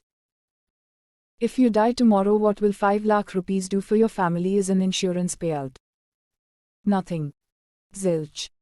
How much should you have bought? At least 60 lakh rupees. The why this much will get answered in the next section. But let's just stay with this for a moment longer. What will a 60 rupees lakh cover cost you in terms of premium if you insist on buying this bundled product? About 6 lakh rupees as premium. Or exactly equal to your annual income. I told you. These plans are terrible. Why do they get sold so hard? Because of the way the incentive structure is built into life insurance in India. The first year commission is up to 42% of your premium. For 1 lakh rupees that you invest, up to 42,000 rupees goes to the agent who pushes the policy at you. This is the legal payment. Insurance companies find ways to give commissions on top of what is legally allowed. One large agency firm told me that they can easily get 80% of the first premium as commission. Those are the stakes of you continuing to buy these dud plans. Don't you get sold newer products each year in insurance? Now you know why. The first year commission is the big liddu every agent is after. Who cares about policy servicing or annual renewal once the first premium is in the bag? What about ULIPs? Asterisk, think of a ULIP, unit-linked insurance plan, as a mutual fund with a crust of insurance on top of it. ULIPs used to be really toxic products till 2010, but since then have become much better in terms of costs. But they still have problems of poor portfolio disclosure and lack of portability, making them not such great vehicles for investment. I prefer to unbundle my investment from my insurance, and stay with a large term plan for my life insurance needs, and buy mutual funds for my investment. How large is a large cover? How much cover do I need? If you died today, think of all the expenses that the family has ahead of them. Now think of how much they will need to put away in a fixed deposit or a tax-free bond or a mutual fund to generate a regular income.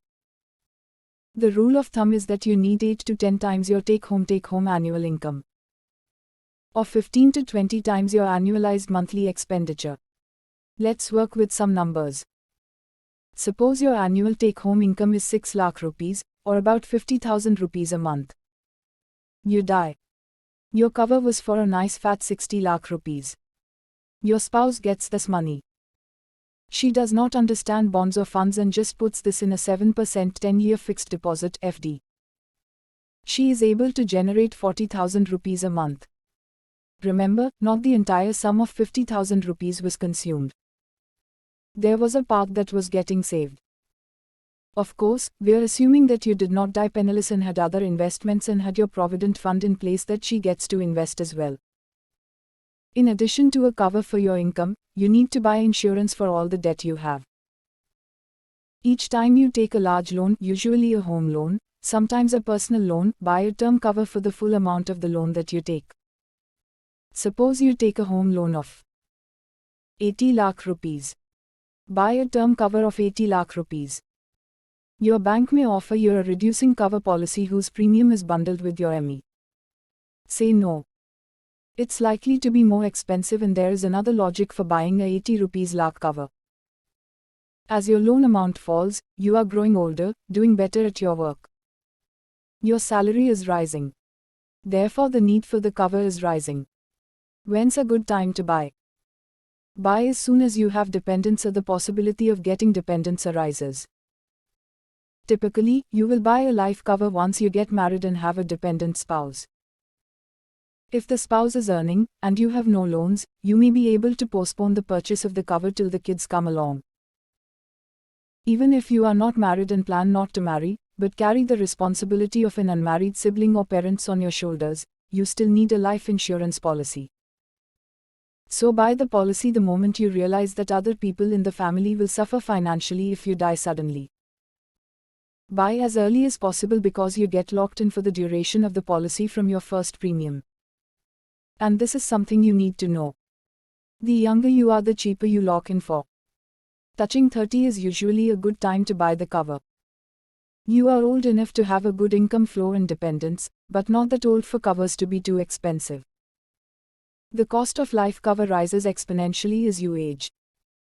A cover of 1 crore rupees for a 30-year-old will cost between 8,000 rupees 10,000 a year. For a 45-year-old, this cost will more than double. Did I hear you rushing to buy for your 20-year-old son who is still in college and is some years away from earning? You say. You just said lock in early. I'm just doing that. No. But there needs to be an income that you are ensuring. The cover you get is a multiple of what you earn. So no income means that the chances of a large cover are slim. So, buy early and buy cheap. But remember that you will have to revisit this decision several times over the next 25 to 30 years. What about the taxes? Hello. But what about my tax saving? What am I going to do for that? Lots of fish in that pond, so chill. We've been brought up to think that a life insurance premium is the only way to do tax saving at the end of the year. I used to get a lot of panicked calls around the 15th of March every year asking for what to do about making the tax-saving investment. Since there is a little bit of work to be done in onboarding other products in the ATC basket, and the insurance agent gets a fat 42% of your first premium as commission, guess which is the easier to buy? Why did the panic calls stop? Friends and family got smarter. Also, I think I may have snapped at some. If you ask me the same thing every year on the 15th of March, and then go and buy another damn policy, I'll finally snap. No. Human and all that. You have plenty of options in the ATC basket. But for investment, you can do a special 5-year bank deposit that gets you the same tax break. You can invest in the Public Provident Fund (PPF), the National Pension Scheme (NPS), or a tax-saving mutual fund. These mutual funds are called equity-linked savings schemes (ELSSs) and are my favorite for long-term investing while getting a tax break. We'll hear a lot more about funds in the chapter on mutual funds. Of course, if you are part of the really well-off, you don't need to do anything. Your Provident Fund contribution of up to 1.5 lakh rupees will be taken as the tax-saving amount, giving you the same benefit as a dud insurance plan.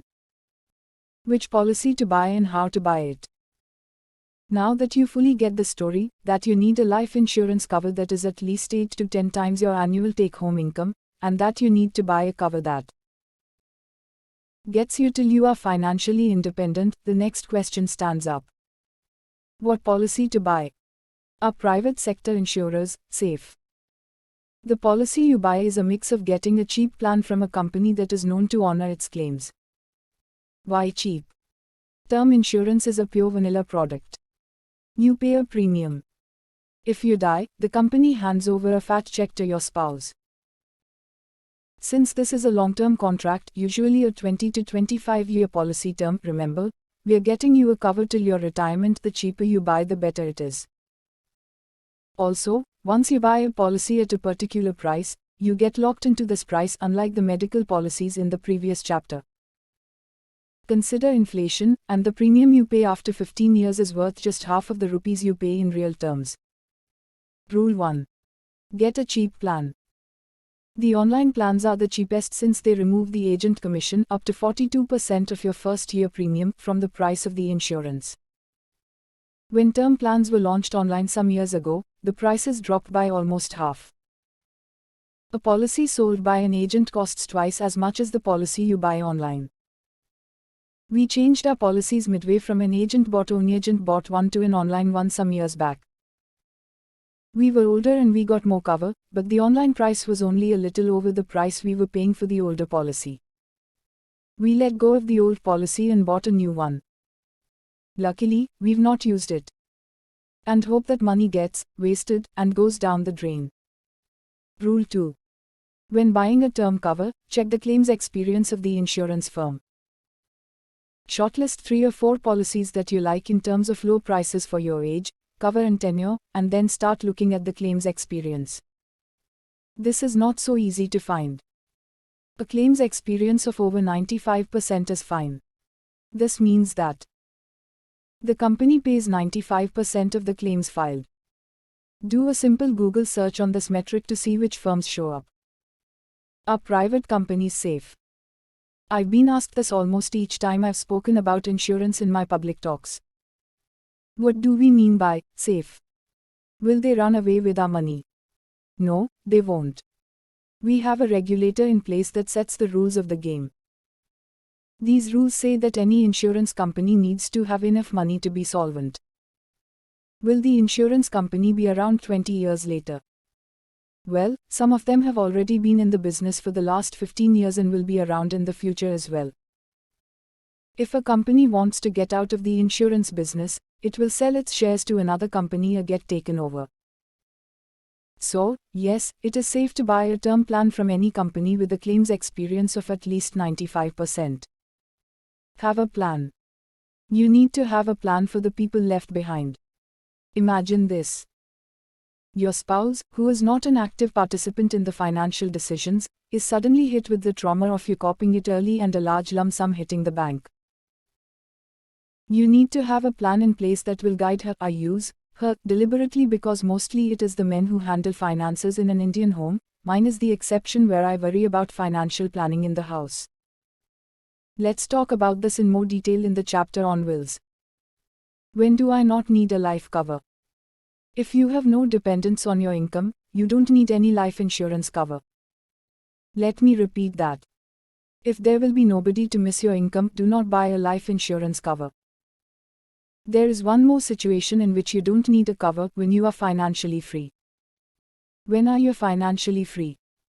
When you don't need to go to work to pay your bills. Fees and other living costs. Your investments are large enough to look after all your expenses, current and future. Most people reach this milestone around the age of 60, when they retire. Retirement either comes with a pension or a lump sum that is invested to harvest an income. But suppose you get very rich midway. Maybe you cash out the business you own and plan to just invest that money and not work anymore, or you inherit a large estate from your parents that takes care of all your financial needs. When that happens, you don't need a life cover. What if you die? The same corpus will look after the family.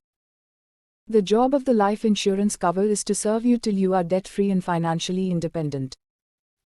The moment that happens, you can stop your term insurance plan. Remember that these are annual contracts. If you terminate it, you lose nothing. You lose a lot if you terminate your endowment policies midway. One more reason to just stay with a term plan. Kanchan's story ended well. I told her how to fight back. She wrote to the US headquarters of the bank, naming the global CEO in her mail. In 2 weeks she had her money back. Her son went to art school in the UK and is now a budding Delhi artist and theatre person. Kanchan now works with a certified financial planner and regularly calls me up to say, "Thanks, you saved my life. I feel so much in control of my life." At the end of the chapter I will say it one more time. To protect your family against your untimely death, the only life insurance product you need is a pure term cover. Do not buy any other kind of cover. Do not mix investment and insurance in the same product. A life cover is a crucial piece of your money box that allows your family to maintain their lifestyles and future goals. You have been misled about this product for decades. You are doing okay if 1. You have a pure term insurance plan. 2. You bought this online to remove agent commission cost. 3. You don't have a single ULIP or traditional plan in your money box. 4. You have a sum assured that is 8 to 10 times your annual take-home income or 15 to 20 times your annual expenditure. 6. Finally, we're investing. We resist investing for many reasons. No money, concerns about safety, not knowing where to invest are just some of the excuses we make. In this chapter we understand the right way to think about investing so that we take risk, but with a seat belt on. I began serious investing quite late in my life. The early years of a career are marked by tiny salaries and fairly high costs, especially if you are supporting an extended family. The years between 25 to 35 are really tough for a young couple. Marriage, kids, setting up your home cost, and in some cases you have to look after an extended family as well. The incomes are small as this is the beginning of the career, and even two-income homes find it difficult to balance all the competing needs. I remember how difficult that Public Provident Fund (PPF) contribution used to be at the end of the year, and how my husband and I would struggle to make it. But we were committed to making that contribution because we were both working for India's first personal finance magazine, Intelligent Investor, now called Outlook Money, and I had worked out that 5,000 rupees a month in PPF over 30 years would make me a crorepati. Back in those days, PPF used to give 12% and the value of a crore was a much, much bigger deal than it is today. Remember, in the 1990s a 2 BHK bedroom, hall and kitchen in South Delhi cost just Rs 25 to 30 lakhs. Those were the years that the tax-saving investment was the only investment we could afford to make. And there were years in which we could not make the maximum Rs 70,000 investment for the year. And then, even that came down over the next few years because I took a financially risky call. The early years are tougher for young mothers. I went right back to work after my maternity leave, the family needed the money. But by the time our daughter was a year old, I could see that it really upset her to see me leave for work. I too could not focus fully on work thinking about her missing me. It got to a stage where I decided to quit and look after the baby. We were moving cities with my husband in a new and slightly better paying job, and I decided to go cold turkey and quit. I still remember that feeling of stepping off a cliff. BA किया है, MA किया. लगता है ये सब यूं ही किया. A bachelor's from Sri Ram College of Commerce, master's from Delhi School of Economics and a second master's in journalism from the UK, and I'm going full-time mom. Many of my girlfriends were not impressed. Some work-related friends stopped talking to me thinking that my career was over. We went from a two-income home to a one-income home in a high-risk profession called journalism. This was financial disaster, but I was convinced that I wanted to be home for my kid. That meant a few years of skimming hard on costs and comforts. No eating out or shopping or holidays. But gosh, the joy of bringing up a baby. She's now in her 20s, and I look back with so much gratitude at my younger avatar for not letting me have regrets today.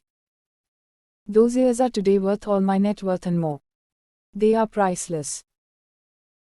I was on a baby break for about 7 years, and in those years I picked up odd writing jobs and editing projects, had signed up for the new emerging qualification called Certified Financial Planner (CFP), joined a training outfit and trained financial sector employees after a short course, and wrote for a US-based internet magazine, Industry Standard, during the Y2K boom years, for which I got paid $1 a word. That was the one year when we ate out, bought some decent clothes and took a holiday. And then the magazine shut down. Anyhow, the short story is that I kept earning bits and pieces even while not formally working. I managed to requalify myself. And I learnt only to spend money after I earned it. I still remember buying my first AC in sweltering Delhi. We had moved back from Mumbai after a year after getting paid for some editing work I did in 2001. But in all those tough money years, I still remember making at least some of that PPF contribution with dogged focus. I found that if you look hard enough, you will find the money for things that are important to you. You need to decide what is important. So if you began reading this chapter thinking, where is the money to invest, all I can tell you is that look harder, you'll find it. We all go through tough times. Money is never in plenty in the early years. But getting into debt to fund current spending is not the way out. Either find a way to raise income or spend less. There is no third option. I did both. I requalified myself so that I could earn more. Until then, I harshly cut spending. And I still managed to support the extended family financially despite the tight money squeeze. My only regret: I left investing in mutual funds for much later. I should have started earlier. Why we resist investing for the long term. Not having money to invest is one of the 4 big reasons we put off the investing decision. At number 2 is the desire to keep money in a liquid form for a future emergency. Third is the fear of making a mistake, and fourth is the lack of knowledge. I shared my story here not to show off, well, maybe just a bit, but just to say that I've done what I'm asking you to do. It is possible. It is doable. And I have experimented with myself with all that I tell you. So what you get is fully cooked and not out of a textbook. Let's examine the 4 fears of investing. Show me the money. Array, I'm not rich enough to start investing. Not beginning the process of investing because you don't have a large corpus in the first place is like waiting to get fit before you join a diet and fitness routine. I will lay a part of the blame on the kind of media messaging that was prevalent till about 15 years ago. Investing in the stock market was seen as a gamble. The tip sheets gave you hot tips which would double your money overnight. The relentless coverage of the stock market minute by minute by the TV channels, the brokers talking about what's hot, and the breathless anchors who celebrated a rising Sensex, all made average salaried people think like traders and not investors. We all need to remember this. We are not stock market traders or speculators. There is a role for day traders and speculators in a stock market, but you and I are not traders. We are investors. Understand that difference. A speculator must watch the market minute to minute, and periodically look at her mobile and exclaim a 4-letter word. Or pump a fist with a yes. If you are doing any of that, you're reading the wrong book. This book is about investing and not stock market trading. Look, we don't have large lump sums to invest. Most of us get a salary and out of that we save something every month. We don't need a lot of money first to start investing. We need a lot of little money streams to keep gathering to make a large corpus. Even if you begin with just 1,000 rupees a month, it is 12,000 rupees more a year that you would have had a year ago. Most people admit to being able to save at least 5,000 rupees, 10,000 a month. And that's right after they tell me, Array, where is the money to invest? The important thing to do is to start rather than wait for that golden moment when you have a big amount to hit the market with. Your cash flow system will tell you how much you can easily save each month. That's the amount you begin with. We'll talk about how much you can save and how much you need to save in the chapter on retirement. What if? If you think about it, creating that emergency fund and buying all those insurance covers are a bit like using a seat belt. We don't know when an accident will happen, or what kind it will be, but the seat belt will prevent the unavoidable accidents from harming you to a certain extent. Of course, if a giant truck wants to sniff the trunk of your car through the front windshield, there's nothing much you can do. But a seat belt does prevent the most preventable of injuries. Setting up of an emergency fund and buying insurance covers are ways to protect our money box from unavoidable events as you journey through life, and to reduce the damage to your finances they bring. But the financial seatbelt does another thing: it reduces the need to keep most of your money ready at hand. Keeping money ready to use for an emergency is one of the key reasons that people don't invest for the long term. But not just emergencies, we shy away from long-term investing for one more reason. What if I don't have the money to make the annual investment commitment? What if I change my mind? What if I find a better investment? What if this investment does not perform? What if they run away with my money? How can I trust some private company with my money? Worry 2 is about not having the money to invest or changing your mind about your long-term investment. I hate making mistakes. Have you heard the guy on the next sofa boasting about his stock market kill at a party? Bhai Saab, I told you to invest in that penny stock. I made a killing. The group sips in a reverent silence. But ask him the question, what is your portfolio return, and you see the win drop from the sales instantly. Who looks at portfolio return, madam? I look at my winning only, hair. The hits and misses tend to cancel out over the years when you punt on a stock or on real estate. A lot of people do manage to invest, but find themselves in inefficient, high-cost, low-return products. A big reason why people stay in fixed deposits, gold, insurance and real estate is the fear of making errors. We've grown up with FDs, land, insurance plans and gold as the holy grail of investment. Moving away from these into other financial products, such as mutual funds, means getting out of our comfort zone, and that is always scary. But remember this: it is better to have something in investments, even if it earns less, than not to have anything at all. The purpose of this book is to migrate you from low-return, clunky products into financial products that look after the needs of a very different Indian citizen than of the 1970s angry young man. I'm a money dummy. I don't know anything about investing. Said with the right toss of the head and eye roll, the dialogue conveys much more than the words. It says, money is gross. I am too cool to spend my time thinking about it. It says, I have better things to do than do baniyagiri with profit and loss, leave that to the traders. What it actually means. I don't know anything about investing. I am so afraid of the future that I'm frozen. This head toss and eye roll is actually the defense mechanism to convince oneself that one has no option but to continue to live without a money plan.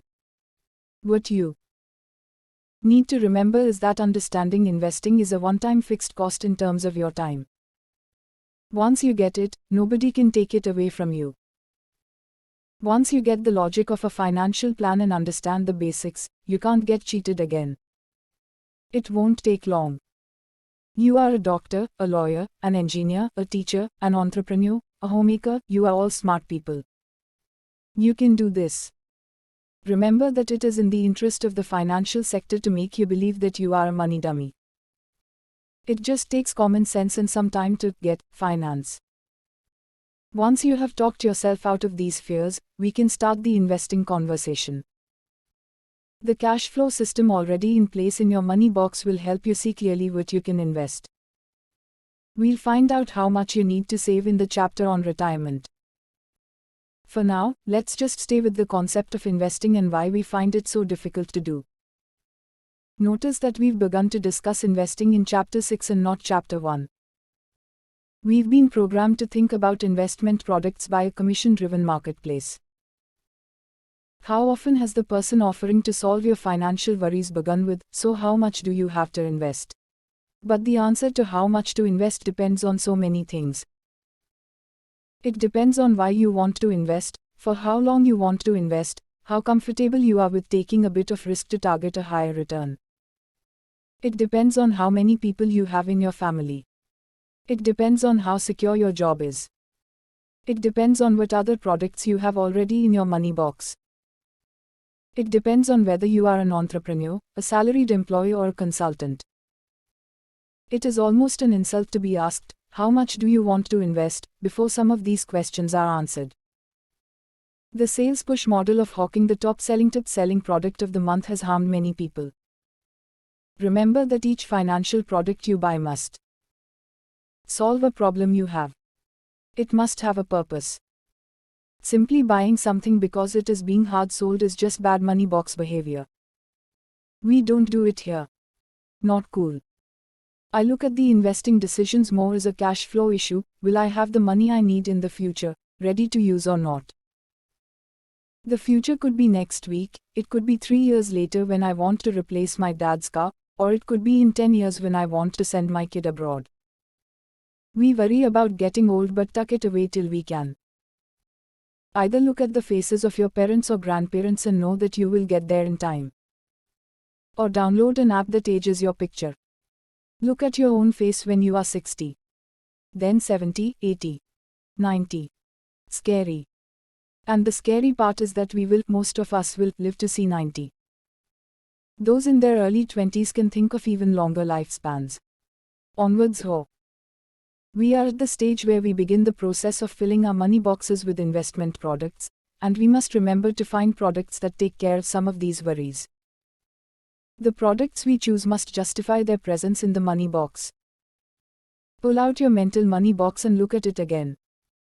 Remember that the first cell has your cash flows, the second is the emergency fund, the third your medical cover, and the fourth has the life cover.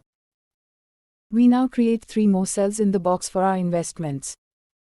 We name each cell. The first is called almost there. The second, in some time. And the third, far away. Now, then, when. Any planned expense that will happen within 2 to 3 years is a short-term need that you put down under almost there. Remember, I told you that you can use this money box to suit your own personality and financial situation. If you hate taking risk and are happier with lower efficiency, you can extend 3 years to 4, or even 5. But for most of us, a period of 3 years is the threshold of almost there in terms of financial needs. What could these needs be?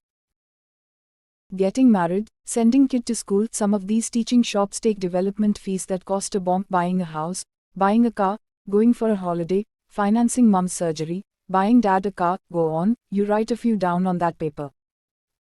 In some time are planned expenses that sit between 3 to 7 years away. Already, it begins to get a bit difficult to plan ahead. But let's try. Depending on your age and stage, in some time could fill with down payment on your house, kids, higher education fees, kids, marriage and your retirement. Write down what you think your unique in some time needs will be. Far away are expenses that are really hard to imagine today. At age 30 to 35 it seems impossible that you will ever get old. I crossed 50, and even I find it difficult to think that I will fully retire, and will have to depend on my savings for living costs sometime in the not-so-distant future. And for you in your 20s and 30s, retirement must be truly that which happens to Martians. But look around you, at the faces of your grandparents, especially your grandmom and parents, and understand fully that you will get there. You will. I will, we all will. The retirement question needs a full chapter to decode, and we'll get there soon. Next, we put down what each of these will cost you in the future. Put down a value next to each of these, what it costs today. For example, if you know that you will need money to pay for a down payment on a house in 2 years, you know already what your budget is and approximately how much you will need in 2 years. But what if the goal is further away? Say, you know that you want to send your kid abroad in 6 years for her undergraduate degree, but she has no idea what she will do yet. Though costs will vary across schools and cities, you will get a ballpark figure today. Put down your retirement as a goal for the far away. There are very smart calculators that will do the numbers for you of what you will need and how much you need to save today. The calculators will inflation index the present cost of your future goals. This means that they will assume a rate of inflation and raise the cost of that goal, so you know approximately how much you will need in the future. Some calculators do more. They will also ask you to assume a certain rate of return, what you think you can earn on investments, and then come back and tell you what you need to save each year and month now to get to that goal. We'll discuss rates of return, inflation and products in the next few chapters. This book is not about helping you with fixing exact numbers but about thinking about what products work in each of these boxes. Think of financial products like certain kinds of food. Take sugar. If taken in reasonable quantities, sugar-filled foods are fine for a person who is healthy, but is poison for a diabetic. Or take salt, works just fine for most people, but have hypertension, and salt is gunpowder. Financial products are similar. Not everything suits everybody, we need to match our financial needs to financial products. You say. This looks like the end of this book. No way we can match 6 billion people to products in a book. Luckily, there is a way to work this out. We match products to your holding period. Or look at it this way. Each financial product has a certain time period over which it works best. A product that is very safe in the long run becomes very risky in the short term. And a product that works in the short term becomes a drag on returns if you hold it too long. When you now think of a financial product, learn to ask the question. Over what holding time period does this work the best? Before we start talking about products to put into the cells, we need to understand what is out there. You know the pitches from insurance companies and mutual funds.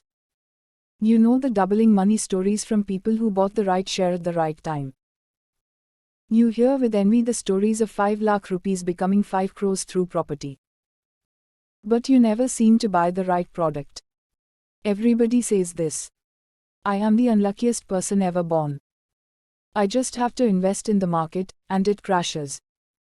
Listen to this. Even if you were the unluckiest investor in the world and bought into the market on the worst day possible, there is a way in which you can still win. But to get to that point, we need a short ride in the asset car. More about that in the next chapter. It is never the right time to begin investing. You feel you are too poor or too young or too dumb to begin. The right time is now. No matter what your age, stage or circumstances, you need to begin investing right away. But investing according to a plan. You are doing okay if 1. You are committed to drawing up an investment plan. 2. You have written down your near, medium and long-term goals. 3. You have put a monetary value to these goals. 4. You understand what amount you need to invest today. 7. Let's the jargon investing. We are too fond of our gold, real estate and FDs. Let's understand the true nature of each of these investments and what purpose they serve in our money box. There was a time a few years back when my then teenager was sick of me. Nothing new in the history of teenage issues with parents, but she still has a unique problem. It is not the usual teenage, how dumb can you be, gripe or the, will you just get off my case, grunt, or even, how did you get so far with so little brain eye roll. No. It's a totally new one that will put books on managing teenagers off track. She's fed up of me, talking money, wherever I go. Any amount of telling her that I do not initiate such conversations cuts no ice. Things got dangerous when the hair-cutting lady began discussing her financial life. While my daughter made retching, gagging noises, I tried to hear what the lady with the scissors said over the whine of the hairdryer. I learnt my lesson from Calvin, brother to Hobbes, who advises that it is always good to be nice to the person who holds something sharp near your neck. So I chose to answer hairdresser questions and dealt with the mutant teenager later. The hair-cutting lady's worries were about not doing anything much with her money, the nagging feeling that she was standing still while everybody else was zipping past on fantastic money moves. She ended with a statement that I hear all the time. Anyway, I don't understand all this stuff. Goes over my head. I see numbers and my eyes glaze. I'm too stupid to understand finance. She, by the way, is smart enough to raise kids as a single mom, look after her old mother and run a small parlor all on her own. Not stupid at all. You keep hearing the suits on TV talk about asset classes, portfolios, underlying, asterisk deficit, interest rate corridors and get really intimidated. Get this straight. It is in the interest of the financial sector to keep things tough for you. The less you understand, the more you can be cheated. The more complicated you think the world is, the more they can obfuscate. But I just said, earlier in the book, that you need a financial planner because of the large number of choices and decisions. Well, I'm saying both. Basic finance is not tough to understand, choosing products is. But if you understand basics, you can ask the right questions of the person selling you a product or even of your financial planner. There is a way to do it yourself fully, and I discuss that in the chapter on products just ahead. I'm going to give you a quick update on the different kinds of financial products in the market and which bucket of asset class they belong to. Think of it this way. If you had 4 boxes and had to sort a bunch of fruit, what would you do? You'd put the papaya in the papaya box. The jamun would go in the jamun box, mangoes with other mangoes, and oranges with their brothers and sisters. While we call them all fruit, they are all different. They taste different, and are good for some people and not so good for others. A diabetic is advised to eat less mangoes and more jamun. An arthritic less orange and more papaya. You have to find the fruit that suits your health and taste needs rather than buy what your neighbor is buying. Financial products are no different. There is a purpose for each product you buy, and each product needs to fight with others to grab that place in your box. There are 3 asset classes that we need to understand: debt, equity, and real assets. Debt is just an umbrella term for all financial products that are based on borrowing. Equity is ownership of a business and the risk that it brings, either directly through stocks or indirectly through mutual funds. Real assets are those that can be physically seen. Debt and equity are called financial assets, while real estate and gold are called real assets. Each of these 3 buckets has certain features and you need parts of all 3 in your money box. Debt. Let's start with what we understand really well. We are already investing in the category called debt. We may not call it that. The word debt makes us think of the debts that we have: car loans, home loans and credit card loans. But when used by the sharp suits, debt means the sell with products that give you an assured return, like a bank fixed deposit or a tax-free bond or a public provident fund. The core of the product is a loan. When you make a deposit with the bank, it treats it as a loan from you and needs to give a periodic return, and then the principal back to you after an agreed upon time. These are products where 2 things are fixed: how much you will get back and when you will get it back. You are loaning money to the bank or the bond issuer and the interest is the price of this loan. Why do you get an interest on your money? Because by not using it today you have postponed consumption, you need to be compensated for that. By pushing the use of 1 lakh rupees to 5 years later, you take the risk of the money losing value to inflation, you must be compensated for that. By lending money, you also take the risk of the borrower not returning it, you need to be compensated for that. Ever wondered why government bonds pay the lowest interest? Because they are the safest. That is why real estate company will have to offer interest rates on its corporate deposits much higher than a bank FD to get your money. They are offering a higher interest as a sweetener for the higher risk you take. You must remember this each time you are offered a company deposit or a scheme that offers you very high interest rates. The higher the return it promises, the higher is the risk even in a product you think is safe, like a company deposit. Think of your bank FD rate as your benchmark or measuring rod. Better get used to this term, you will hear a lot of it. A benchmark is a standard you measure something against. Remember the time when a first division in school was a big deal. Today a score of 90% or above has the same status. The benchmark for good performance 30 years ago was 60% or above. Today that benchmark has moved up. Without a benchmark there is no comparison of returns in finance. If somebody offers you a rate of interest that is much higher than a bank FD, understand that the risk of non-payment of both your investment and the interest on this deal is much higher. We will include your provident fund, public provident fund, fixed deposits, corporate deposits, all the small savings products, bonds of all kinds under the heading of debt. Some of these products come with tax benefits and some do not. A simple Google search will show you the tax treatment of each of these products. There is another category of debt products that carries more risk than the guaranteed return products mentioned above. These are debt mutual funds.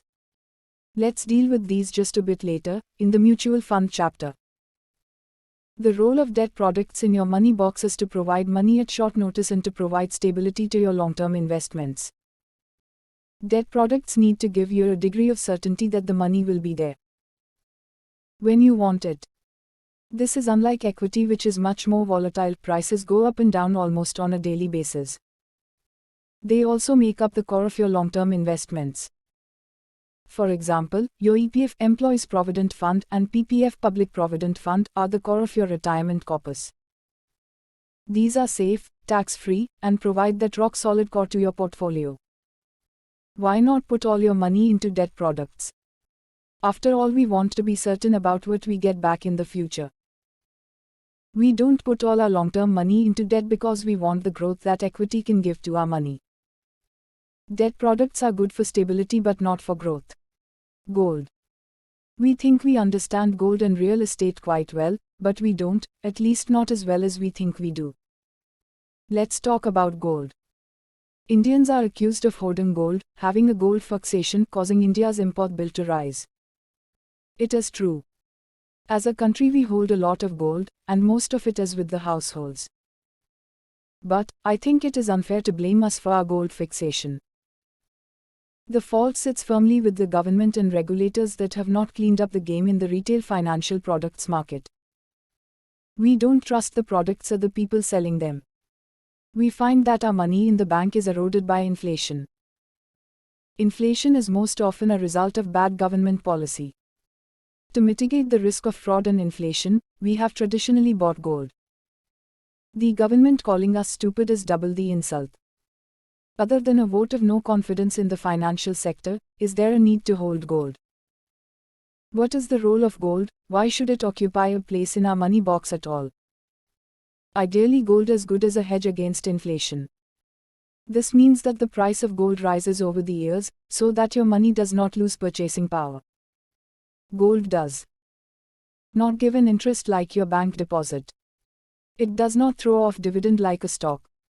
Nor does it give rent, like your property.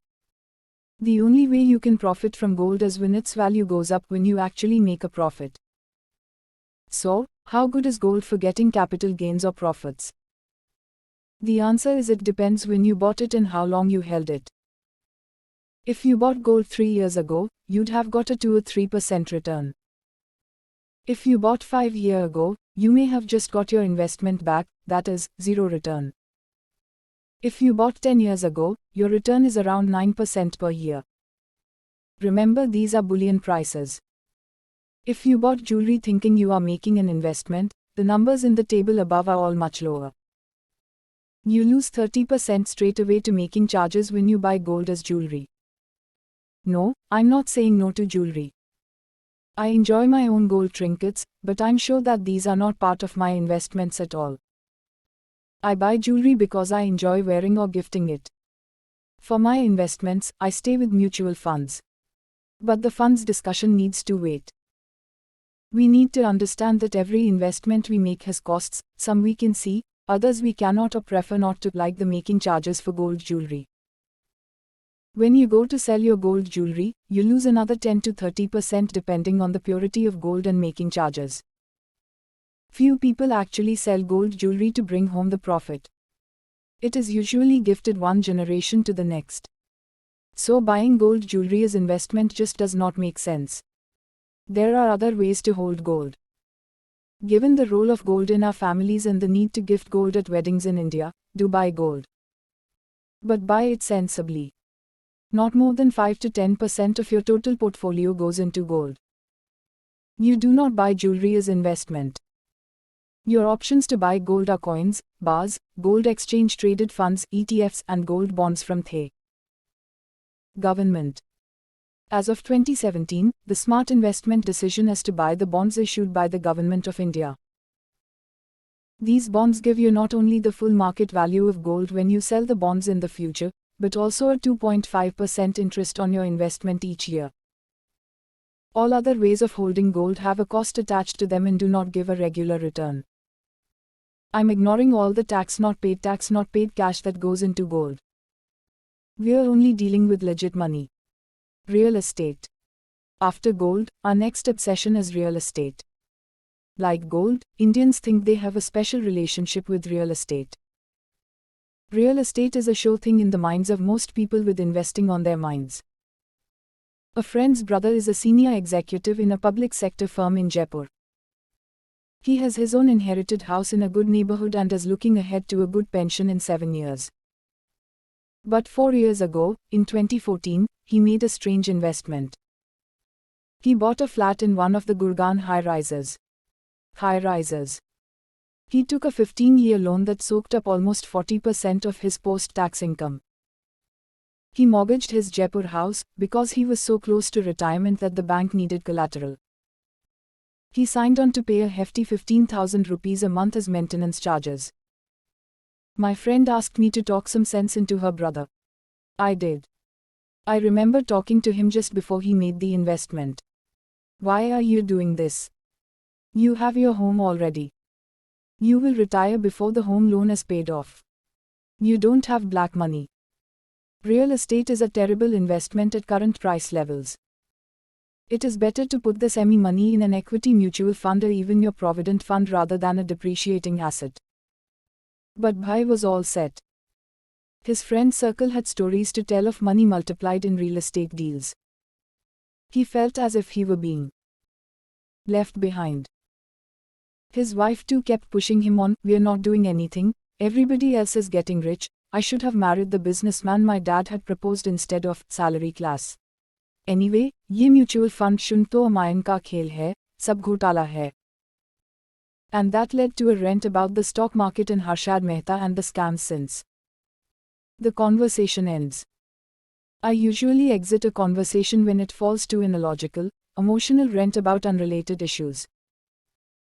We forget how many of our money decisions are related to emotions, power equations within the family and suppressed issues that tend to erupt at some random trigger. So I said, whatever, not my money. Bhai goes and books the flat a week later. Now in 2018, the flat is sucking up a chunk of his salary. He spent another 10 lakh rupees to do it up, state-of-the-art kitchen with German hobs, Italian marble. As an aside, think about it, why would you pay for stone to be quarried in another country and shipped to become your kitchen slab when there is perfectly good stone available locally? Did it have to do with the salesman saying with a curl of the lip, "We only deal in imported marble"? For the Indian stuff you need to go elsewhere. So much of our buying decisions has to do with what other people think of us. And that 15,000 rupee maintenance is just the additional expense that is slowly strangling the household budget. The rent he gets is not even half the ME. Bhai now begins to panic, retirement is just round the corner, and the always up real estate market has gone into a funk. He thinks of selling. The market is flat and he's getting just about what he paid for it. "Chalo, at least investment to वापस आ गई," he told me. "But what about the interest cost of the loan you took?" I twist the knife. Add the 10 lakhs of doing up cost, the monthly maintenance bill, and deduct the rent from the costs, and he is staring at a loss. "Chalo ji, long term mein saab theek ho jayega." He's now holding on till he makes a small profit on his investment. And all the while he's hurtling towards retirement, funneling money in an asset that will take a long, long time to recover. He could have been funneling it into a balanced mutual fund that would have given a return of at least 9 to 10% a year, post-cost. But that's the real estate story. It is a horrible, clunky, chunky investment that has lots of costs, which people forget to add to the profit maths. It is illiquid, you can't sell in a hurry. You can't sell one room to raise some funds, you need to sell the whole darn property. It needs periodic investments for maintenance. For society flats, there is the added cost of high charges. But we remain wedded to real estate. Why do we like it so much? There are 3 reasons why people can't think beyond real estate. Habit, black money and fear. We've grown up thinking of real estate as a long-term investment. We've grown up on nanny-daddy stories about how their haveli or land in the village that cost just a few thousand rupees is now valued at crores. Agar asko tab becha na hota to aaj ye din na, is a common conversation thread in many families. The reason people think real estate is a great investment is that they look at the return in absolute terms, from point to point. The flat that sold for 1 crore rupees was bought for just 10 lakhs, is something we've heard so often. Lost in this conversation is the fact that the distance between the buying and selling price is 27 years, costs of maintenance, property taxes, brokerage and insurance. The effective return rate, before any of these costs, is 12% a year. Doesn't look that great anymore, does it? Moneywise people will break this habit of thinking that real estate is show short money and that you can't go wrong with it. Lots of horrible things can happen, the title can be disputed, the land or flat can get grabbed, the tenant may refuse to get out. When I think of the risk associated with real estate, I seriously wonder what people see in it. And that brings me to my second reason for our love for real estate, black money. Gold and real estate have been the sumps of black money in India. Most of the second sales in real estate take place in cash, and dealing in black is like a treadmill. Once you get on it, you have to keep running with the money. The habit of black money is so strong that we cannot even imagine a situation where a cash component is the exception and a full check payment is the norm. I remember when my husband and I were in the market for a house, we had to pay a price for making a full check payment. After seeing at least 20 properties, we realized that we'll never buy. About 60 to 70% of the payment had to be in cash. Our choice set finally reduced to one old man who had the same moral fiber as ours and wanted a full check. So unless you have illegal money, basically money on which you have not paid tax, stay well away from real estate as investment in India. The prices are inflated due to cash in the system, and if the crackdown on corruption succeeds, there is no room for price rise for another decade, as of 2018. The third reason to choose real estate is just fear of the unknown.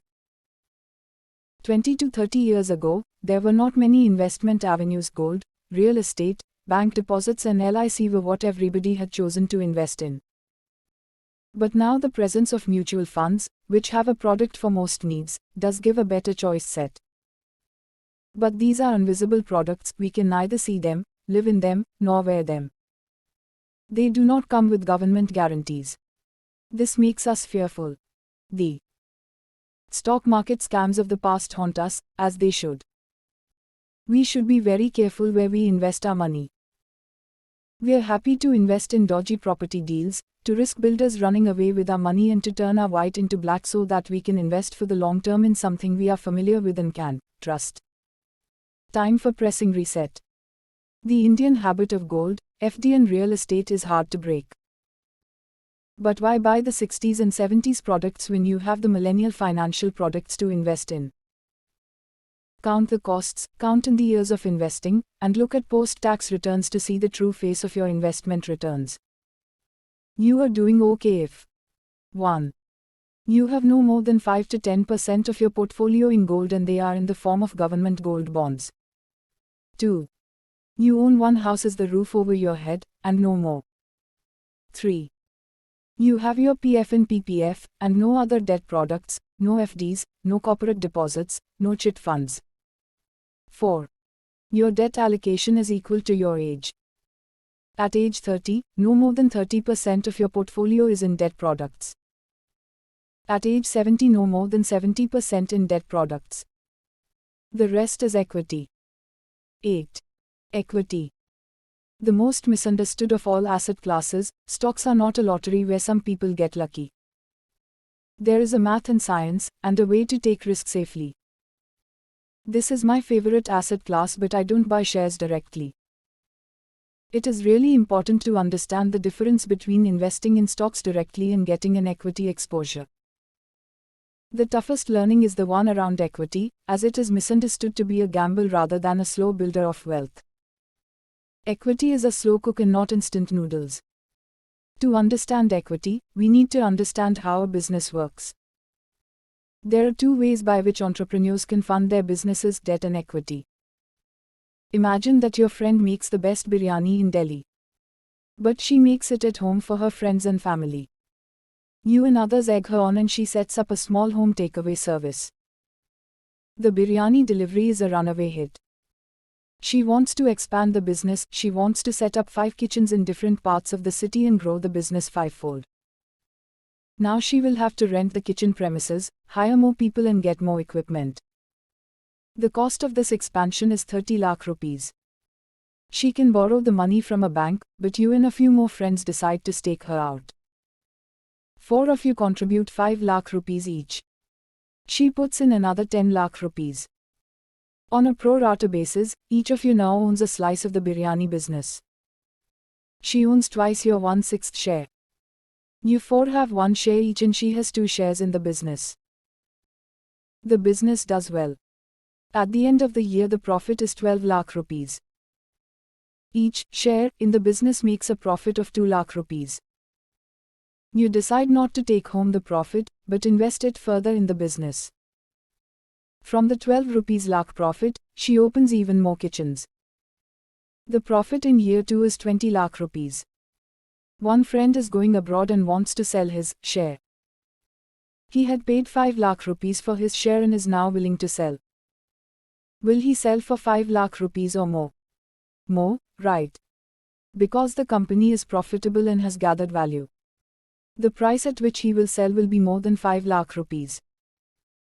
If you want to buy his share, you will look at what potential this biryani business has to earn profits and then you will make an offer.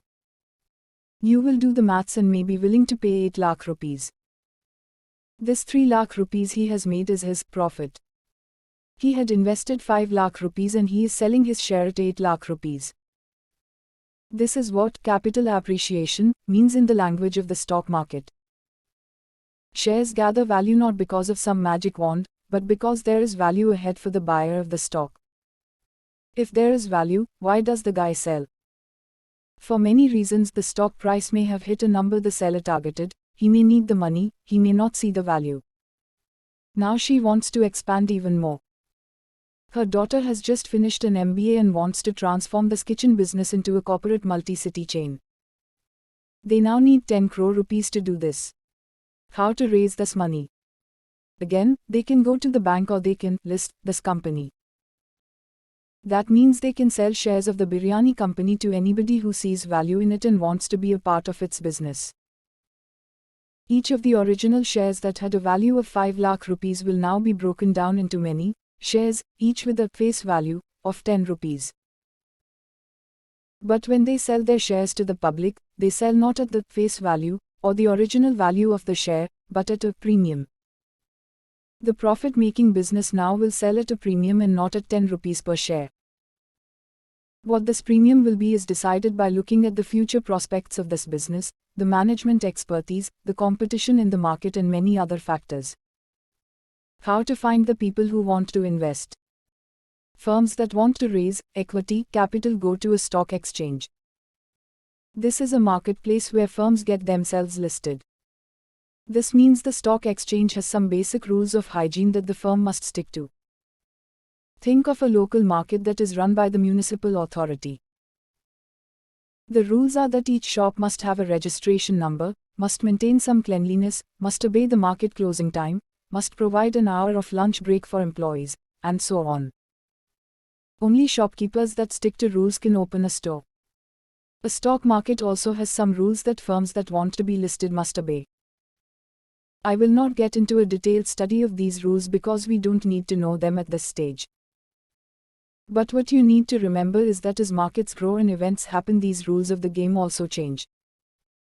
A stock exchange has an oversight authority called the Capital Market Regulator. In India, this entity is called the Securities and Exchange Board of India, SEBI. SEBI sets up the rules of the game around the equity market. Stock exchanges have to abide by them. The firms that list have to abide by SEBI and stock exchange rules. What you need to understand is that when we talk about investing in equity, we are not talking about gambling on the street. This is a legitimate marketplace with rules. Retail investors who make big losses on the stock market are people who don't follow the rules that small investors must follow. Remember, there are professionals whose day job is to decode firms and markets.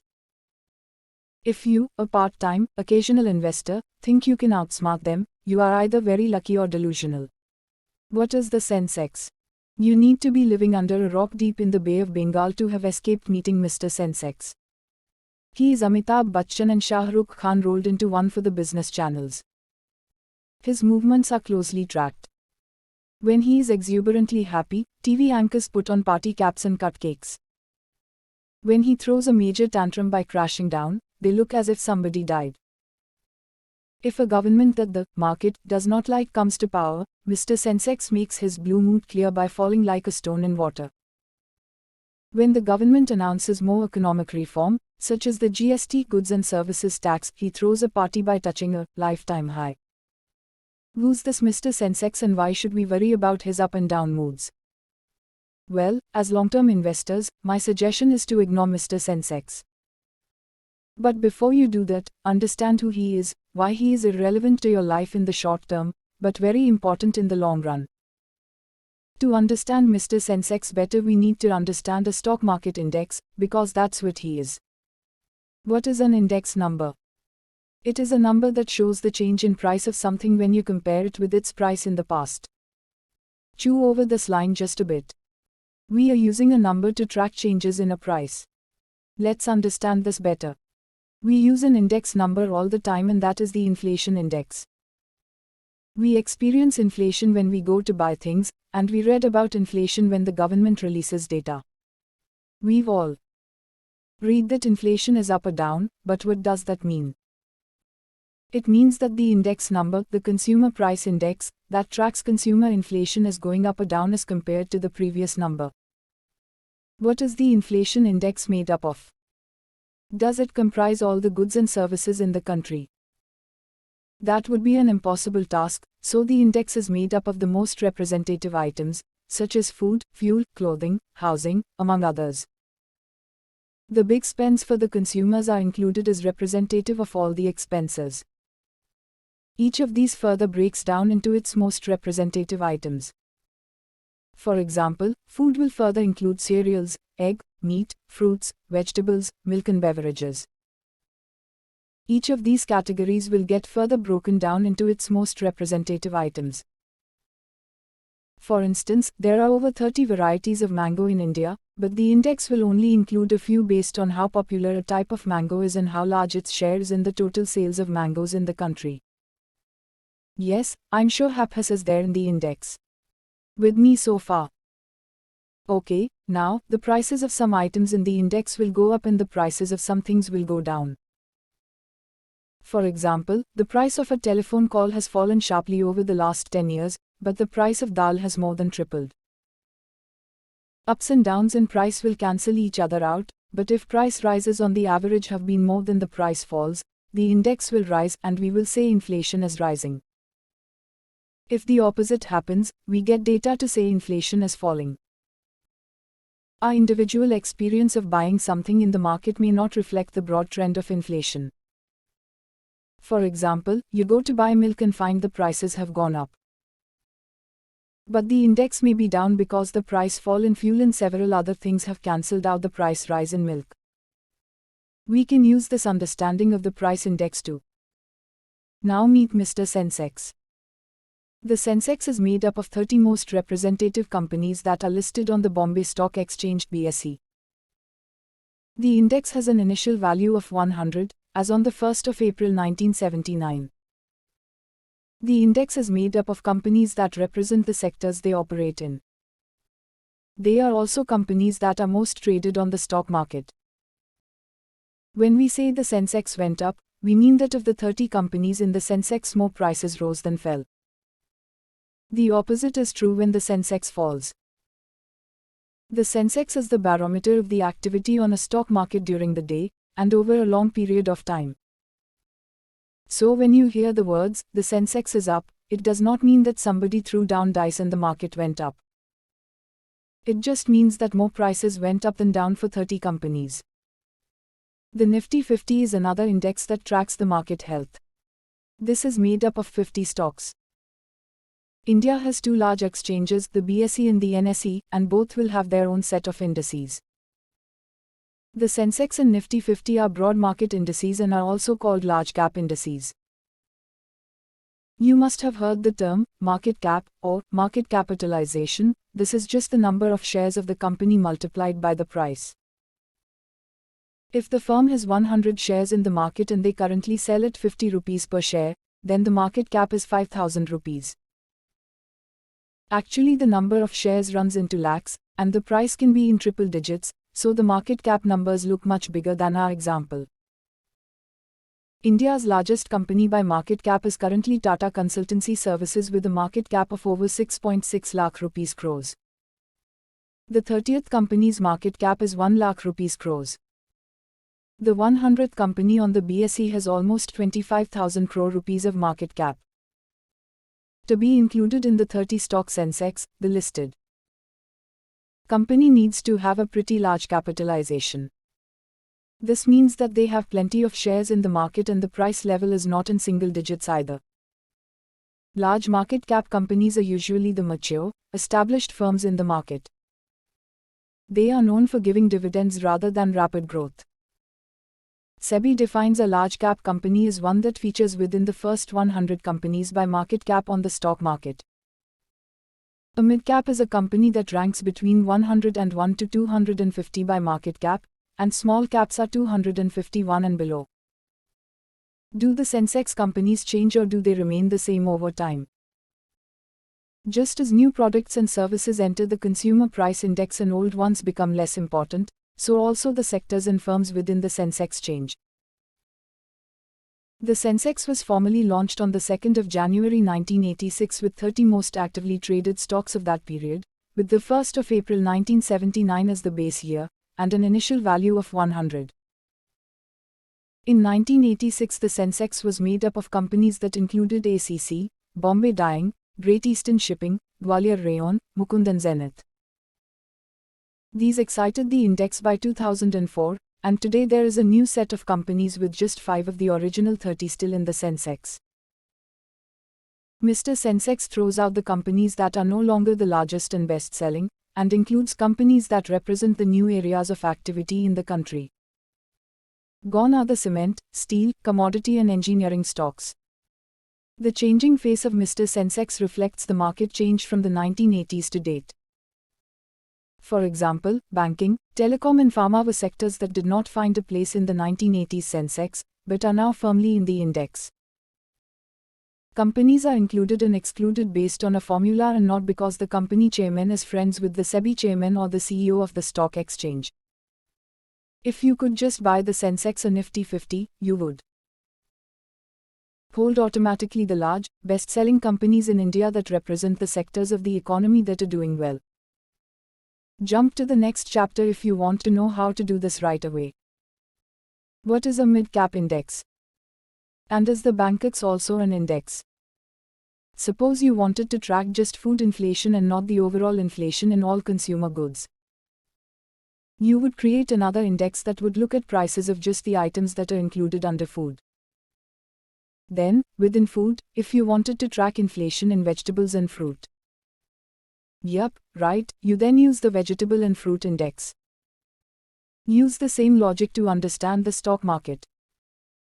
The Sensex and Nifty 50 are broad market indicators to the price change on a stock exchange, just as the consumer price index is the broad barometer of price changes that affect Indian consumers.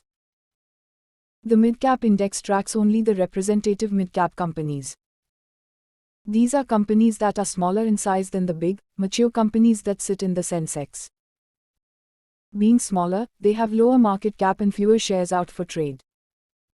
Their growth and fall both can be sharp. A small cap index will track firms that are even smaller. A Bankex will track the stocks of the banking sector. A PSU index will track the prices of just PSU's public sector undertakings. A technology index will map the prices of tech firms. An infra index will track prices of infrastructure-related stocks. A FMCG index will track just the prices of FMCG fast-moving consumer goods firms. If you can think of an idea, you can create an index around it. Just as a food index will be more volatile, prices will go up and down with greater intensity than a broader consumer price index, so also the Sensex will be more stable than the changes in a mid-cap index or a sector index. Volatility affects those who deal in the stock market for short periods of time, but the longer you allow an index to work, the lower the effect of volatility. In a growing economy, stock prices go up over the long run. Why is that? Think about it. The stock market is not a casino. It is a place where legitimate firms list so that the public and institutions can take part in its business through buying shares in businesses. Firms make goods and provide services. As they grow, their profits rise. Good profits and potential growth are the basis for stock price rise. Rising prices, over the long term, reflect the growth and profits of a company. Why do I say that stocks are the best route to get inflation-adjusted returns? Or returns that are higher than the rise in prices? Remember that FD returns usually get you returns that destroy your purchasing power. What is it about stock prices that make it inflation-adjusted? Again, go back to basics. As inflation rises in the system, the input costs for the firms go up. They are passed on to the consumers in the form of higher final prices. The margins or the profits of the firm, therefore, get protection from the effect of input price inflation.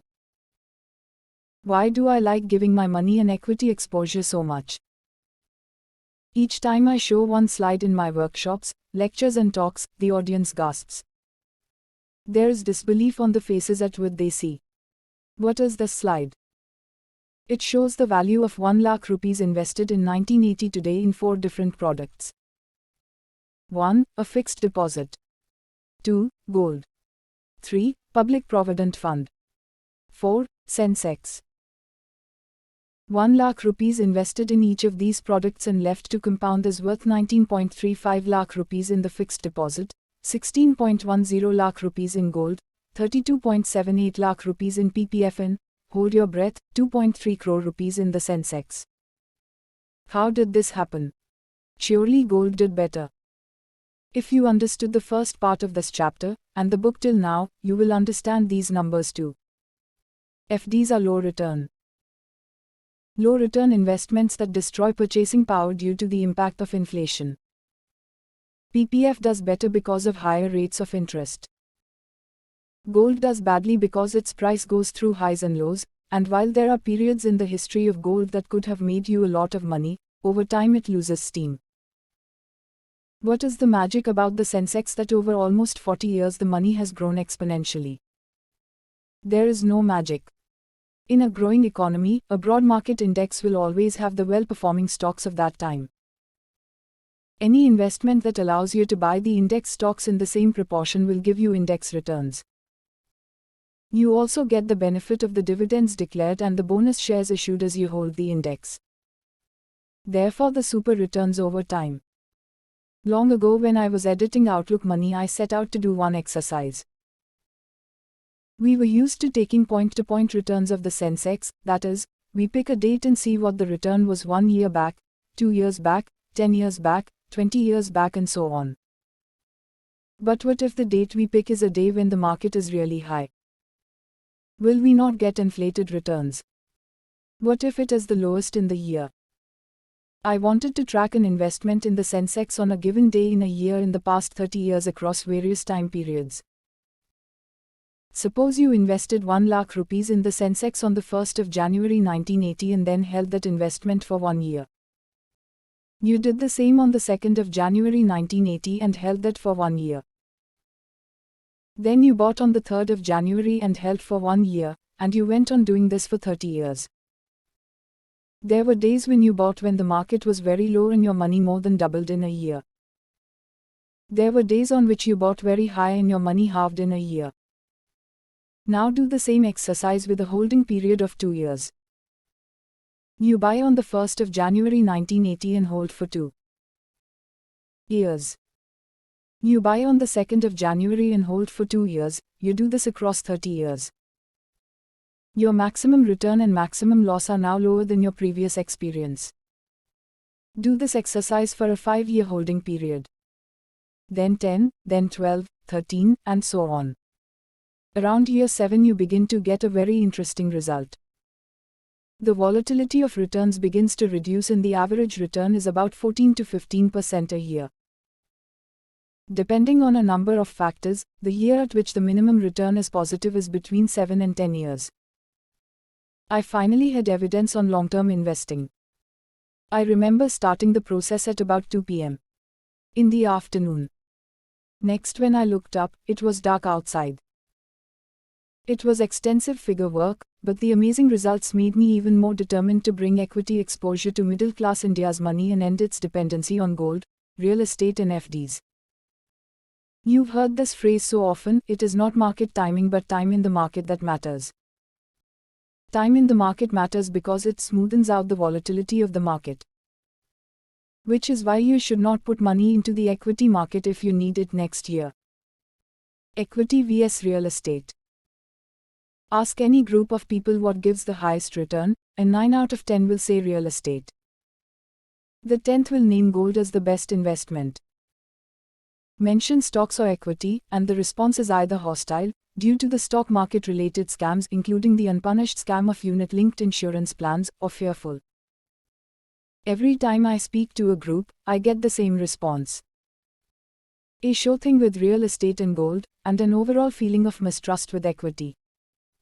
Let's unpack this a bit. Let's look at return rates. I will do this in 2 parts. 1. Historical returns. If we begin with the Sensex in June 1980 at 127.9, Sensex was at 100 on the 1st of April 1979, as a starting point for a meaningful comparison, and look at returns across the market, real estate and gold, we get a positive return for all 3. Investment in gold, as we saw above, has been positive in the long term, but has gone into negative territory if the investment was made at the gold peak in 2012. Investment in the Sensex returned around 16% per year over the same period, that is between 1979 and 2018. Tracking real estate is tougher due to lack of data and location issues. So I picked the village where buffaloes bathed earlier but which has turned to a boomtown now, i.e., Gurgaon, to see what the price change has been. Speaking to original inhabitants from the 1980s of what is now DLF city, I get rough rates of an investment of 2 lakh rupees turning into 2 crore rupees over 34 years, or an average annual growth rate of 15%. But remember, both gold and real estate have high transaction costs that equity does not have. The returns in hand in both cases will be lower than with equity. 2. Now let's look at slice of time returns because this broad sweep data hides individual stories of an investor buying in Infosys and another buying Satyam. It hides the stories of an investor buying in Gurgaon and another in Faridabad. The broad sweep data will not talk to anybody who was in the market to buy a flat between 2003 and 2008 and lived through one of the biggest price re-ratings of urban housing in India. I remember I was, and the price of the flat that cost 30 lakh rupees in the beginning of 2003 kept rising every few weeks. Finally, it settled at about 2 crore rupees by late 2008, a breathtaking 46% compounded annual growth rate over 5 years. And there was a year in which prices doubled in Delhi real estate. But this is exactly the same as timing the equity market. Those who bought real estate between 2003 and 2006 got lucky, and it really wasn't that they knew that Alan Greenspan was keeping rates low and flooding the world with cheap money. As did equity investors over that period. Sensex returns over 2003 to 2008 stand at around 35%. Again, there was a year from mid-2009 to 2010 when the market doubled. Both real estate and the Sensex returned 20% a year from 2003 to 2014. Remember, these numbers do not take into account transaction costs, taxes, cost of maintenance of the investment or inflation. Gold returns, for example, are overstated since most people buy jewelry and much of the return goes to the jeweler through making charges. Fixed deposit returns turn negative due to taxes and inflation. The only two assets to give a positive return post-tax and inflation are real estate and equity. But include costs like stamp duty and registration, the cost of fixing the house for a tenant, and the returns from real estate begin to look less attractive. I'm not even including the soul-crushing experience of buying real estate in India, right from the ride that property agents take you onto the black money-lined road to real estate. Rules of equity investing. Equity investing has its own rules, and unless you follow them, you will lose. 1. When investing in the stock market, give it the same patience you give real estate. A good equity portfolio needs 5 years of patience, 10 years to see consistent returns, but actually will slow cook over 15 to 20 years. 2. Remember that your risk is choosing poor products and finding out after 15 years that your fund manager has malfunctioned. While others went far ahead, yours did worse than the average product in the market. 3. If you find yourself frozen while choosing equity products in the market, direct stocks, market-linked products such as unit-linked insurance plans, ULIPs and mutual funds, and don't want to take the risk of choosing a fund manager, go with an exchange-traded fund ETF or an index fund linked to a broad market index or a mid-cap index. This is the safest way to get the average market returns without taking the risk of having a fund manager. You will do worse than the best managed funds, but better than the worst managed funds. ETFs also have wafer-thin costs now that the Employees Provident Fund Organization (EPFO) money into the SBI Mutual Fund ETFs has reduced overall costs for the market. An average equity fund costs you 2% of the returns a year, and the cheapest ETF costs 0.03%. Over a 30-year period, this difference in cost will be significant if your managed fund does not beat the index by more than the cost difference. 4. Do not invest in any product that locks you into a particular company or asset manager. What we forget is that, over the long term in equity investing, the risk is not of the market, but of poor fund management. This is why I do not recommend having a ULIP in your equity portfolio, despite it being competitive with mutual funds in terms of costs. A ULIP will lock you in with a particular company's asset management, and shuffling is expensive. What you want is a product where exit is possible, cheap and easy. Think of it as portability. You should be able to port your money to a better fund manager for a very tiny cost, if you are unhappy with the existing one. 5. If you want to invest in managed funds, start learning. Read through the Mint 50 coverage, http://bit.ly/1kd4mhv/1kd4mhv.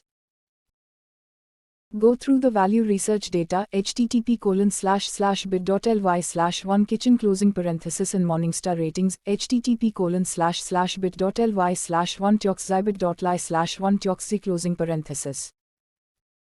Some smart investors run their funds past all the 3 metrics to see if they pass the test.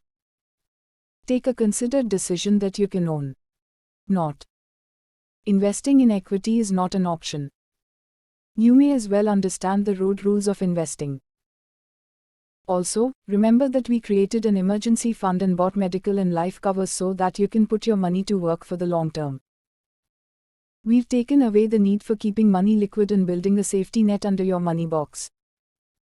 Your money box can take the risk that equity brings in the short term now. So as I make the case for equity, investors need to remember that if they gave the same respect to equity that they give to real estate, it would be a smoother ride with fewer costs. Of course, equity investing means that you need to follow the rules. And rule no. 1 is this. If you want to punt, go to the casino. Getting an equity exposure is about following the rules of holding a portfolio that gives you index plus returns and not about betting the kitchen sink on a hot tip. If you do that, don't cry later. What's the best way to buy equity? Mutual funds. That's the next chapter. You need an equity exposure rather than direct stocks. The best way to expose your money to equity is through mutual funds. Understand that there is a way to get safe equity returns, but you need a plan and you need to manage both greed and fear. You are doing okay if 1. You understand that equity cooks over time and you need at least 7 to 10 years of patience to see returns. 2. You understand that you will not double your money overnight, but will get a return that is between 12–1515% a year. 3. You understand that mutual funds are the best way to give your money an equity exposure. 4. You understand that if you don't have the ability to choose funds, you invest through index funds or ETFs. 9. Mutual funds. There is no money box without mutual funds. There is a product for every situation and regulation that puts your interest first. A long time ago, a child grew up in a house whose both parents were business journalists, and one of them specialized in personal finance. The kid grew up hearing terms like asset allocation, fiscal deficit, inflation and capital gains. So, in school they did this exercise when she was about 10 years old. Imagine that you have 5 lakh rupees. What will you do with it? Kids did what kids do, they bought dolls, cars, chocolate, Disneyland trips, ice cream mountains, PlayStations.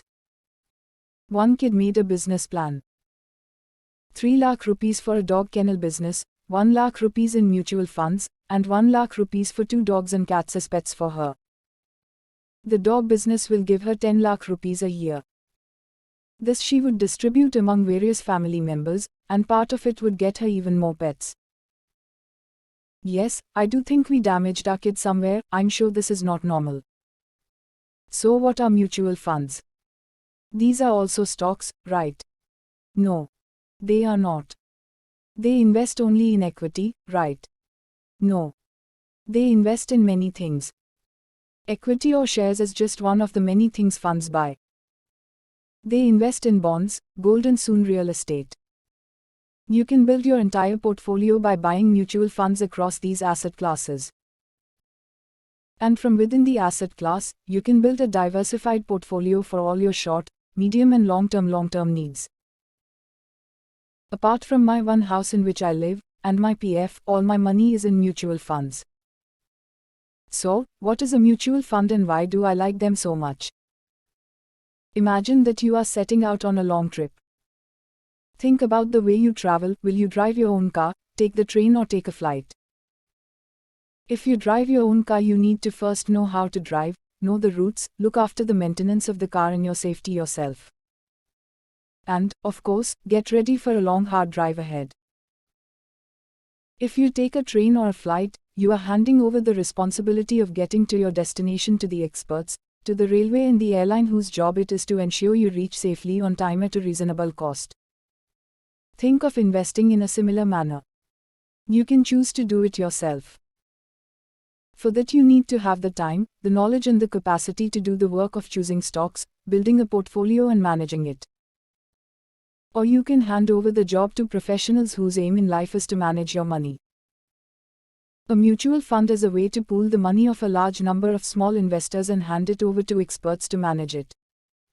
Look at it like this. If your monthly saving is 5,000 rupees or 25,000 rupees or even 2 lakh rupees, trying to find a way to invest it in the market is tough. You have to find the right products, find the time to do the research and then monitor your investments daily. But if you and thousands of people like you can put your money together, your small contributions can make a very large sum. It can then be handed over to a professional money manager to generate returns. You, as the small investor, could have hired a money manager, but his cost would have been beyond your annual income. When thousands of small investors pool their money, they get the muscle that big money enjoys, in terms of lower cost, because they then buy in bulk, and, of course, the expertise of a fund manager. But let's understand this creature called a mutual fund. The mutual fund industry in India has a three-part structure. There is a businessman or firm who has the interest to set up a mutual fund. This entity is called a sponsor. There are SEBI rules on who can be a sponsor. The sponsor makes the investment to set up a mutual fund in the hope of making a profit. The sponsor sets up a trust and an asset management company AMC. The money collected from investors belongs to a trust. The sponsor appoints the trustees who are the custodians of the investors' money. The AMC is a service provided to the trust that manages the money for a fee called AMC fee. The AMC must get all its plans and schemes approved by the trustees before they come to the market. AMCs will launch many schemes to attract investors. Think of it like a car company. It has a variety of car types on offer, from low-end to high-end. A person who wants to buy a car will match his need for a car to the available car types. A city office goer may settle on a sedan to go to work and back home. A travel freak may choose to buy a four-wheel SUV for those weekend mountain trips. AMCs also launch various schemes and you, the investor, have to choose a scheme that matches your investment objective. New words. Investment objective. This is just the reason of your investment. And if you said the only reason was a good return, we clearly have work to do. All this sounds great, but are they safe? What is safe? If you mean that your money will not be embezzled, as it was with Hoffland Finance at the EMU schemes, or through so many other multi-level marketing scams like Home Trade, yes, your money is safe from the risk of fraud. It is safe from the sponsor running away with it. A little bit of context. After the Harshad Mehta stock market scam in 1992, there was immense political pressure to put in place watertight rules for retail financial products. The mutual fund industry got liberalized in 1993, with the monopoly of UTI Unit Trust of India being broken by the private sector's entry. The rules of the road for private sector participation ensured that the sponsors or the AMC could not run away with investors' money. Therefore, the money was held by a trust. The rules of trusts in India say that if found guilty, the trustees' personal assets can be attached and they can go to jail. No wonder that no mutual fund has run away with investors' money. Your money is safe from being stolen. But your money is not safe from the ups and downs of the market, also called volatility. Mutual funds are market-linked products, which means that the current value of the products the fund buys reflects, at the end of the day, in the price, since these products are marked to the market. We had the big Unit 64 blowout because UTI did not want to follow the SEBI rules on mutual funds and resisted marking their portfolio to market. This means that nobody but insiders in UTI knew the real value of the portfolio. When the portfolio was evaluated at real market prices, it was discovered that there were huge losses that had been hidden. Many retail investors, especially retired folk, lost their savings in the Unit 64 scam. Till today, people of a certain age resist investing in mutual funds due to the loss of confidence caused by the UTI scam.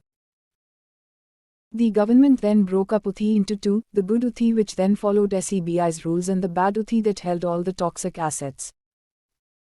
The UTI mutual fund from which you can now buy schemes is the good UTI. Each time there has been a blowout in the mutual fund industry, the market regulator has come up with tighter and tighter rules to make it safer for retail investors to come to the market. So how many kinds of funds are there? Today you can buy three kinds of asset classes through mutual funds: debt, gold and equity. Real estate will soon be available through special mutual funds called Real Estate Investment Trusts (REITs). Equity mutual funds buy into stocks of listed companies. Debt mutual funds buy bonds and debt papers issued by the government and firms. Gold funds buy actual gold. Each of these asset classes are further subdivided into categories. Think of it as a sector called individual vehicles. Within this sector there will be two-wheelers and four-wheelers. Four-wheelers. Within two-wheelers there will be motorbikes and scooters. Within motorbikes there will be high-end and low-end. Within scooters there will be geared and gearless. In four-wheelers, there will be small cars, sedans, SUVs, sports utility vehicles, luxury cars. Within each category there will be further subdivisions. You match your budget and need to the vehicle on offer. Think of all the funds out there in a similar manner. There are three broad classifications according to asset type: debt, equity and gold. Within each there are divisions that club similar schemes into groups. Debt funds. Debt funds buy debt papers issued by either the government or firms, or both. What is a debt paper? While there are many kinds of debt papers in the market, we need to understand the basic function of a debt paper. Let's call it a bond. A company needs money for both short-term and long-term needs. It issues bonds. A bond will pay a regular interest to the lender, and then at maturity, it will repay the principal, not very different from the FD that we all know and use. There are different kinds of bonds according to the time that the money is lent for. There are bonds that mature in a day. There are bonds that mature in 30 years. Long-term bonds are mostly issued by the government. Short-term bonds are issued by both government and companies. Why not buy bonds directly from the company? We do that in the form of company deposits. And those who have burnt their fingers in this product will swear never to invest in them again.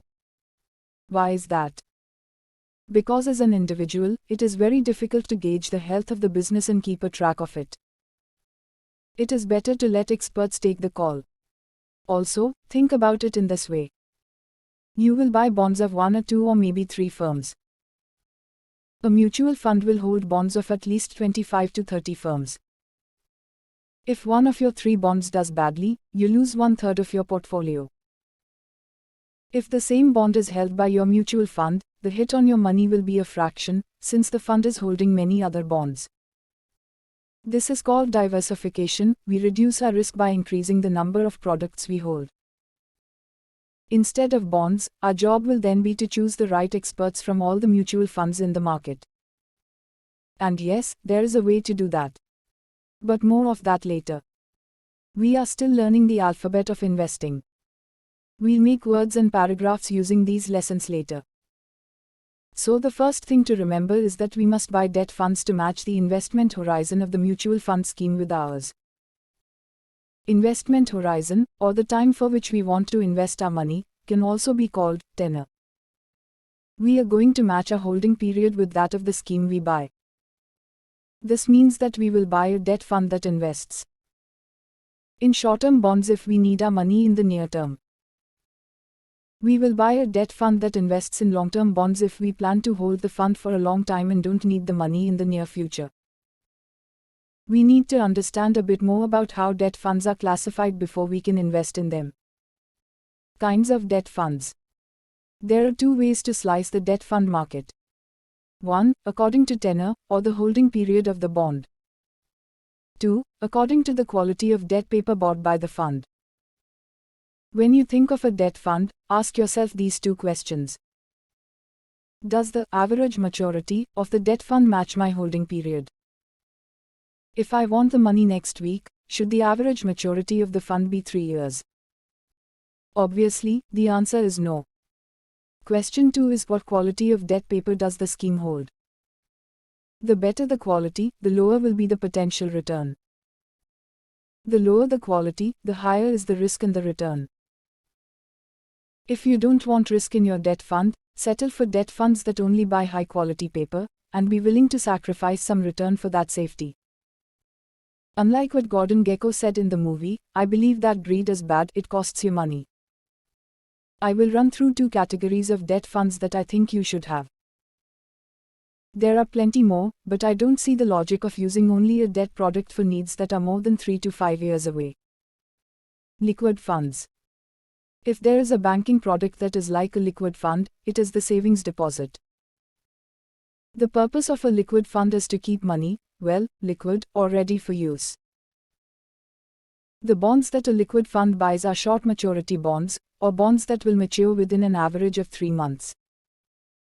Average maturity will be a term you will come across when you go to buy a debt fund. All that it means is that The average holding period of all the bonds is about 3 months. Some bonds may be maturing tomorrow, some in a week, some in 2 months, and some may mature in 4 months. The average of all these different maturing dates is 3 months. Liquid funds buy short-term bonds. Therefore, the money you have to put in a liquid fund must be money you need in the short term. I keep money in a liquid fund if I know there is an expense coming up in the next 3 to 6 months. SEBI has now allowed funds to allow instant redemption of up to 50,000 rupees a day from liquid funds, or up to 90% of the money in your liquid fund, whichever is lower. If you need the money now, you can go to your fund house website and press sell. The fund will redeem and credit your bank with 50,000 rupees or less in no time. If you have liquid funds with more than one fund house, you can instantly access 50,000 rupees multiplied by the number of liquid funds you hold, no matter whether markets are open or not. Some fund houses have allowed access to liquid funds through a debit card. These are very, very low risk funds and your capital is quite safe. A couple of accidents have happened during the 2016 financial crisis, but these are very rare occasions where even banking can freeze. Remember, during demonetization in November 2016, we could not even access our own bank deposits for a long time. Such things happen. Look at liquid funds in the same way. It will take a very unusual event to cause you a loss of your invested amount. But is there a guarantee? No. Ultra short-term fund. As the name says, you can invest in these if you need the money anytime in the next 9 months to a year. These funds invest in bonds that have an average maturity of about 9 months. They buy debt papers that mature in a week to 18 months.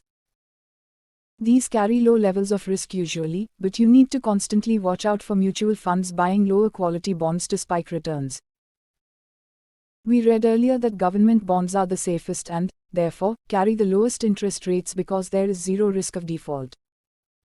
In other words, the government will always pay up its debts. But as the risk of non-payment of interest and principal rises, the bonds get graded lower and lower. If AAA is the safest kind of bond you can buy, a BBB means fairly high levels of risk. For now, all you need to remember is that if an ultra short-term fund is showing very high compared to the category of ultra short-term debt funds return rates, look deeper into why. It is usually safe to stay with large funds from large well-known fund houses. If you cannot understand this yourself, you definitely need to work with a financial planner, or read more. Other types of debt fund.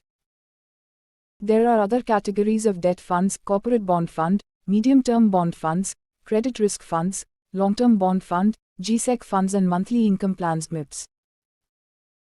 For a person beginning the journey of investment, I think you should keep it simple in the beginning, so I won't go into explanations of all the other kinds of debt funds in the market. Also, I don't think you need any other debt fund product besides the two we talked about. What should you do if your investment horizon is 2 years? You should stay with the ultra short-term fund, though I use a conservative balanced fund. These are debt funds with a small flavor of equity. The large bond holding takes away the volatility that equity brings in a bad stock market. But equity adds to the overall returns in a good stock market. Once you understand mutual funds better, you can switch out of debt funds for cash needs beyond 1 year or 1.5 years and buy balanced funds too. Expecting a long-term debt fund to give you returns in the short run is like expecting an airplane to take you to the local market. I remember a conversation I had with a senior officer of the Ministry of Finance. I was a member on the BOS committee that the government had set up to look at issues of mis-selling and consumer protection in retail finance, and we were discussing investor protection. The finance ministry mandarin wanted to know why his debt fund was not giving a good return. I asked what he was holding. He had a long-term bond fund and he exited in a year with a loss, because he wanted a long-term product to work in the short term. Repeat after me. I need a short-term product for my short-term needs. I need a medium-term product for my medium-term needs. I need a long-term product for my long-term needs. I must match my investment horizon to that of the fund I buy. My outcome will depend on how well I understand the product I buy. I will not sit in a bullock cart if I need to cover a very long distance. I will not sit in a plane if I need to go across the city. Each of the debt fund categories serves a purpose and can replace the existing products we use. Why will we replace? We replace them if we get a better post-tax return at an acceptable level of risk. You need to remember that debt funds are not risk-free. The risk that you need to watch out for is called credit risk. When your fund buys high-risk papers, it can get a higher rate of interest. It buys this type of paper to make the fund performance look better. Till the time there is no default, or the borrowing firm pays back interest and principal on time, things are good. But if they default, and the fund has a large amount invested in the firm, you could lose money. I use debt funds to keep my emergency money, to keep money that I need in the next 18 months. For horizons more than that, I use a balanced fund. We'll get to balanced funds in a bit. Gold funds. These are funds that invest in gold. They buy actual gold and track the price of gold in real time. The product is called a Gold Exchange Traded Fund (ETF). We'll understand ETFs in just a minute, but for the moment it is enough to know that instead of buying physical gold, you can buy gold that is held by the mutual fund through a gold ETF. Gold ETFs were launched in 2007 and quickly became popular as investors saw the logic of a good deal.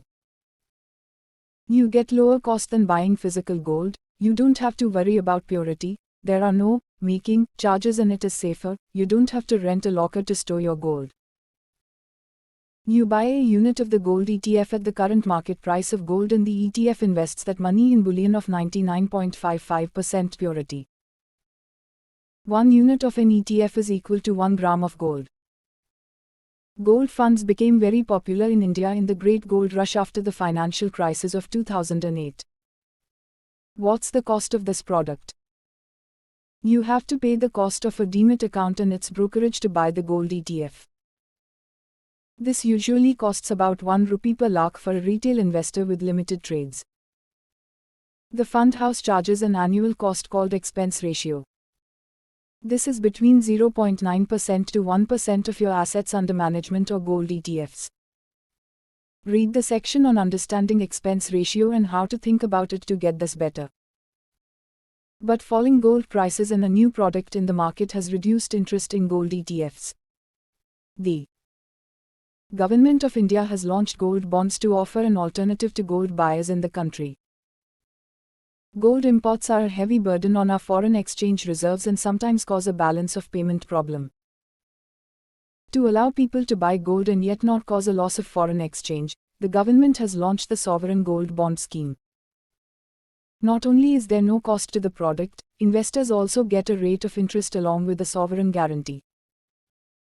Remember, the role of gold in your money box is to provide diversification and a hedge against inflation. Equity funds. I love equity funds. They have funded my home renovation and holidays. They will put my kid through college and will see me through my retirement. But to really get the best out of this category, you need to understand it very well. This is the kind of mutual fund you are most familiar with. Equity funds buy stocks of companies listed in the stock market. Why not buy stocks directly? First, how will you know which stock to buy? The risk of buying the wrong share will cost you your peace of mind. When you buy a mutual fund, you outsource the decision to pick stocks to an expert. Fund houses have teams of analysts that track companies, markets, international events, politics and interest rates to see the future of a stock. Based on their reports, the AMC builds your portfolio of stocks. Why not just buy a blue chip stock, or maybe 3, and sit on it? You can do that, but you will have to track the stock to see when it stops being a blue chip. Also, the growth that a blue chip sees may be slower than smaller and more aggressive firms, which also carry higher risk. And sometimes blue chips can tank. The same diversification that worked for debt funds works here too. The risk of 1/3 of your money going to zero is very large if all your money is in 3 stocks. But the equity fund you buy has at least 25 to 30 stocks, reducing the impact of a blowout in one stock. Diversification reduces the negative impact of an imploding stock. And conversely, it reduces the positive impact of an exploding stock. A bit like yoga, you are more balanced, the highs are not that high, the lows not that low. Quite a good place to be in. And not just for money. Active and passive funds. Just like debt funds, there are various kinds of equity funds in the market. The first difference to understand is that between active and passive funds. Think of this as the difference between calling a taxi and taking the public transport, metro or a local train, to go to work. Your experience of the taxi ride will depend a lot on the company you use, the car you choose and the driver you get. You may reach your destination very fast, but the driver may jump red lights, drive too fast and take shortcuts that you are unfamiliar with. You get there faster, but you also expose yourself to the risk of a cop catching the driver and causing delay or of an accident. Equally, you won't want a driver who is so cautious on the road that he stops even before the light turns orange. I remember hiring a driver like that once. The guy would not go beyond 30 km/h, and would start slowing down even on green lights. I'm a very careful driver, and my routine direction to my drivers is that I have plenty of time, no need to rush, so drive safe. But this guy was something else. The journey that takes an otherwise careful driver to complete in 30 minutes took our friend 50. Needless to say, I got another driver very soon. Back to mutual funds, you want to be safe, but not be silly safe. When you take the metro, you are taking a very predictable mode of transport. The skill of the driver does not matter that much, and you reach your destination in the time it takes every day. It costs less than a cab but may take longer to reach than the taxi. An active fund is like the taxi. You are choosing a mutual fund where the fund manager has a view on the market, chooses his stocks to fit the investment mandate, and then manages the money by trading every day. Just as your experience of the taxi ride depends a lot on your driver, so also the performance of an active fund depends a lot on the fund manager. Just as the taxi driver works in the overall corporate environment of a taxi firm, Uber, for instance, so also the fund manager according to the rules set up by the fund. A taxi driver of a firm that places a very high value on passenger safety will have mechanisms built in to ensure safety. Another firm may value safety less and will have lower standards. Similarly, a fund house may have very good risk management systems, making the fund manager a safe driver, and another fund house may not. Other than the risk of the market going up and down, or volatility, in an active fund, you also have to deal with the risk of the fund manager taking too many risks or too few. A passive fund is like taking the metro. You know the cost, you know the distance, and you know when you will reach. You don't have to choose the driver, you just need to get to the station and board the right train. A passive fund just buys the index and stays with it. Passive funds don't invest in large research desks, or brokers and dealers, since all they are doing is buying an index and sticking with it. Changes, if any, happen when the composition of the index changes. They sell the outgoing stock and buy the incoming stock. This is why passive funds cost less than active funds. Index returns. Why do we buy active funds when passive is cheaper and less risky? Because the Indian market still has alpha left in it. What's this alpha? Alpha is the extra return that the fund manager can generate over the index. Active fund managers have done very well in India, and the higher cost of active management has been more than compensated by the higher returns these have earned. How does the index give returns, you're thinking? Have you heard the term Sensex return? Or heard somebody say, the Sensex has given returns of 15% a year over the last 30 years. What does this even mean? How can the Sensex, which is an index, give returns? We met Mr. Sensex in the last chapter and wanted a way to buy him. The way to do that is through a passive fund. There are two kinds of passive funds, an index fund and an exchange-traded fund.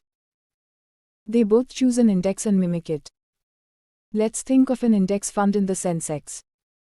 We now know that the Sensex has 30 stocks. How many of each is held depends on a formula.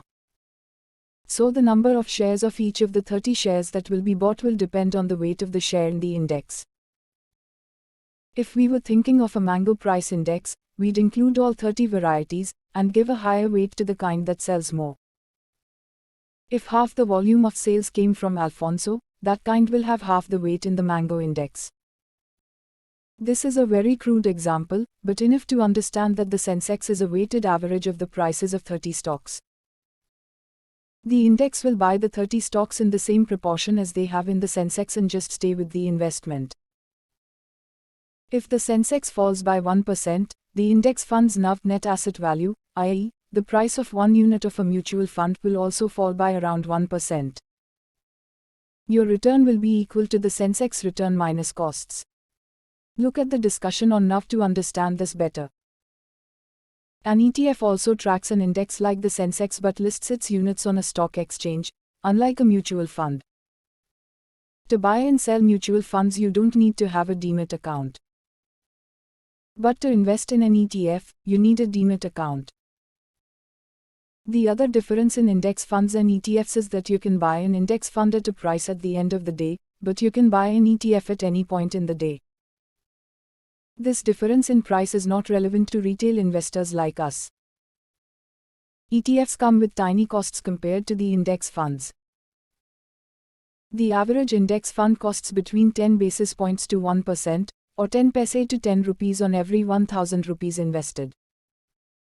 ETF costs have hit rock bottom and you can now buy them at a price as low as 3 basis points. I prefer to stay with index funds for the moment, because the liquidity in the ETFs may not be that good. This means that when you go to sell a large quantity, you may not get the current market price. Remember that things keep changing in the markets and you need to be up to date. If you can't find a financial planner. Since there can be any number of indices in a market, broad market index, mid-cap index, small-cap index, technology index, PSU index, and so on, there can be any number of index funds. Remember that the risk of the index fund you buy will be the risk of the index fund category you buy into.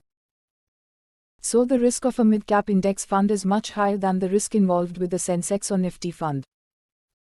Another way to classify equity mutual funds is by looking at them through the lens of market cap. At the very basic level, there are three kinds of equity funds: large cap, mid cap and small cap funds.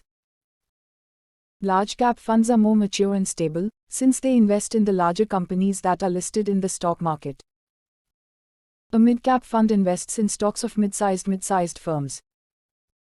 Small caps are funds that focus on small companies. Small and mid-cap stocks are the engines of growth in a portfolio. These are usually aggressive high-growth firms. The returns from small and mid-cap firms are much higher than those from large-cap ones, but this possible higher return comes with higher risk. When markets fall, it is the small and mid-cap stocks that fall harder than the large-cap stocks.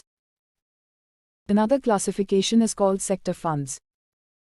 These schemes allow you to invest in stocks of a particular sector: technology, banking, pharma, FMCG and retail. Then there are thematic funds that track a bunch of sectors. For instance, the infrastructure theme will include sectors such as construction, telecom, power and so on. So a sector fund is a narrower cut of the market. A thematic fund a broader cut. You ask me which has more risk. Right, the sector funds are riskier. Each of these categories can have an active fund or a passive fund. What is a diversified equity fund? This is one term you would have heard if you ever read personal finance pages of a newspaper or switched on a business channel. Exactly as the term says, this is a fund that is diversified across mainly large-cap stocks. These funds aim to give returns that are just a bit higher than the index. Another classification you will hear is open-ended and closed-end funds. Think of an open-ended fund like a very long unending escalator and a closed-end fund like a lift. You can get on and off the escalator anytime you want, but once you get in the lift you can only get off on the floor whose button you pressed. An open-ended fund is open for investors buying and selling it forever. A closed-end fund comes to the market with a fixed time frame. Closed-end equity funds come with a 3 or 5 year investing horizon. I like open-ended funds that have been in the market for at least 5 years. I like to see the report card of the past to see if I can trust the fund manager and the fund house with my money. I know this is a lot of work, but once you get familiar with the terms it will become easier. You are preparing for a lifetime of investment and not just a one-time hit-and-run number. When I joined Iyengar Yoga a couple of years ago to fix a really bad lower back and a general loss of mobility, the first few months were spent in terror. I simply could not remember the names and postures of all the asana the yoga teacher was throwing at us. But I was in this for the long haul. I knew that yoga is my road to recovery, so I persisted, and slowly, as I engaged more and more with it, it got easier. The names of the asana now roll off my tongue just as easily as finance jargon. So stay with this. It will do your financial health a whole lot of good to just understand the terms the suits throw at you. Growth or dividend. There are 3 kinds of options that each mutual fund scheme offers you: growth, dividend and dividend reinvestment. The growth option allows you to stay invested and get the benefit of long-term growth of the portfolio. Your profits are not realized, or in other words, your profits reflect in the rising price, much like a stock price that goes up. Till you sell, the profit is unrealized or notional. The growth option works especially well for equity funds as it allows you to keep the money invested in the market.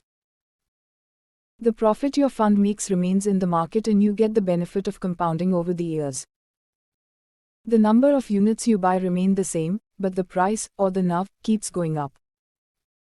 I remember 20 years ago when mutual funds were still new, and I was hesitating to invest. I now wish I had just put 1 lakh rupees in one of the early schemes in the market. Invested in 1993, that money is worth more than 1 crore rupees, an annual average growth of 21.6%. This option is good for those who don't need an income from their investment today but are targeting a corpus for future use. The dividend option allows you to book profits periodically. The number of units remain the same, but the NAV keeps reflecting the booked profits. Obviously, for the same scheme, the NAV of a growth option will be higher than the dividend option. This option is good for those who need a periodic income from their investments, like the retired do. The dividend reinvestment option is a strange animal that wants growth but is afraid of not booking profits. A legacy of the past, the dividend reinvestment option is unique to India. What happens is this. Profits are booked, but instead of declaring a dividend, the fund house buys more units at the current price. So your number of units goes up but the NAV remains near the dividend option NAV. In effect, you have the growth option corpus. This is a good option for some tax maneuvering in debt funds. Do talk to your tax consultant on how to use it. What is an ELSS? If you pay income tax, you will be familiar with this product called the Equity Linked Savings Scheme. You know that if you contribute to certain products, like the premium of a life insurance policy, or the Public Provident Fund PPF or units of an ELSS scheme, you get a deduction from your taxable income. In June 2018, the benefit was 1.5 lakh rupees. An ELSS is an equity fund that gets this tax benefit. It has a 3-year lock-in period, and you cannot exit before that. Remember not to take the dividend or dividend reinvestment option in an ELSS. Go for growth. Work out why that is a good idea. Balanced funds. As the name suggests, a balanced fund is a hybrid. It's like a mango do-it ice cream. The joy of mango along with vanilla ice cream on a stick. It remains one of my all-time favorite ice cream bars. Right after the orange bar. Orange bars are the most. Okay, sorry, back to funds. Today there are 3 kinds of balanced funds: conservative, balanced and aggressive.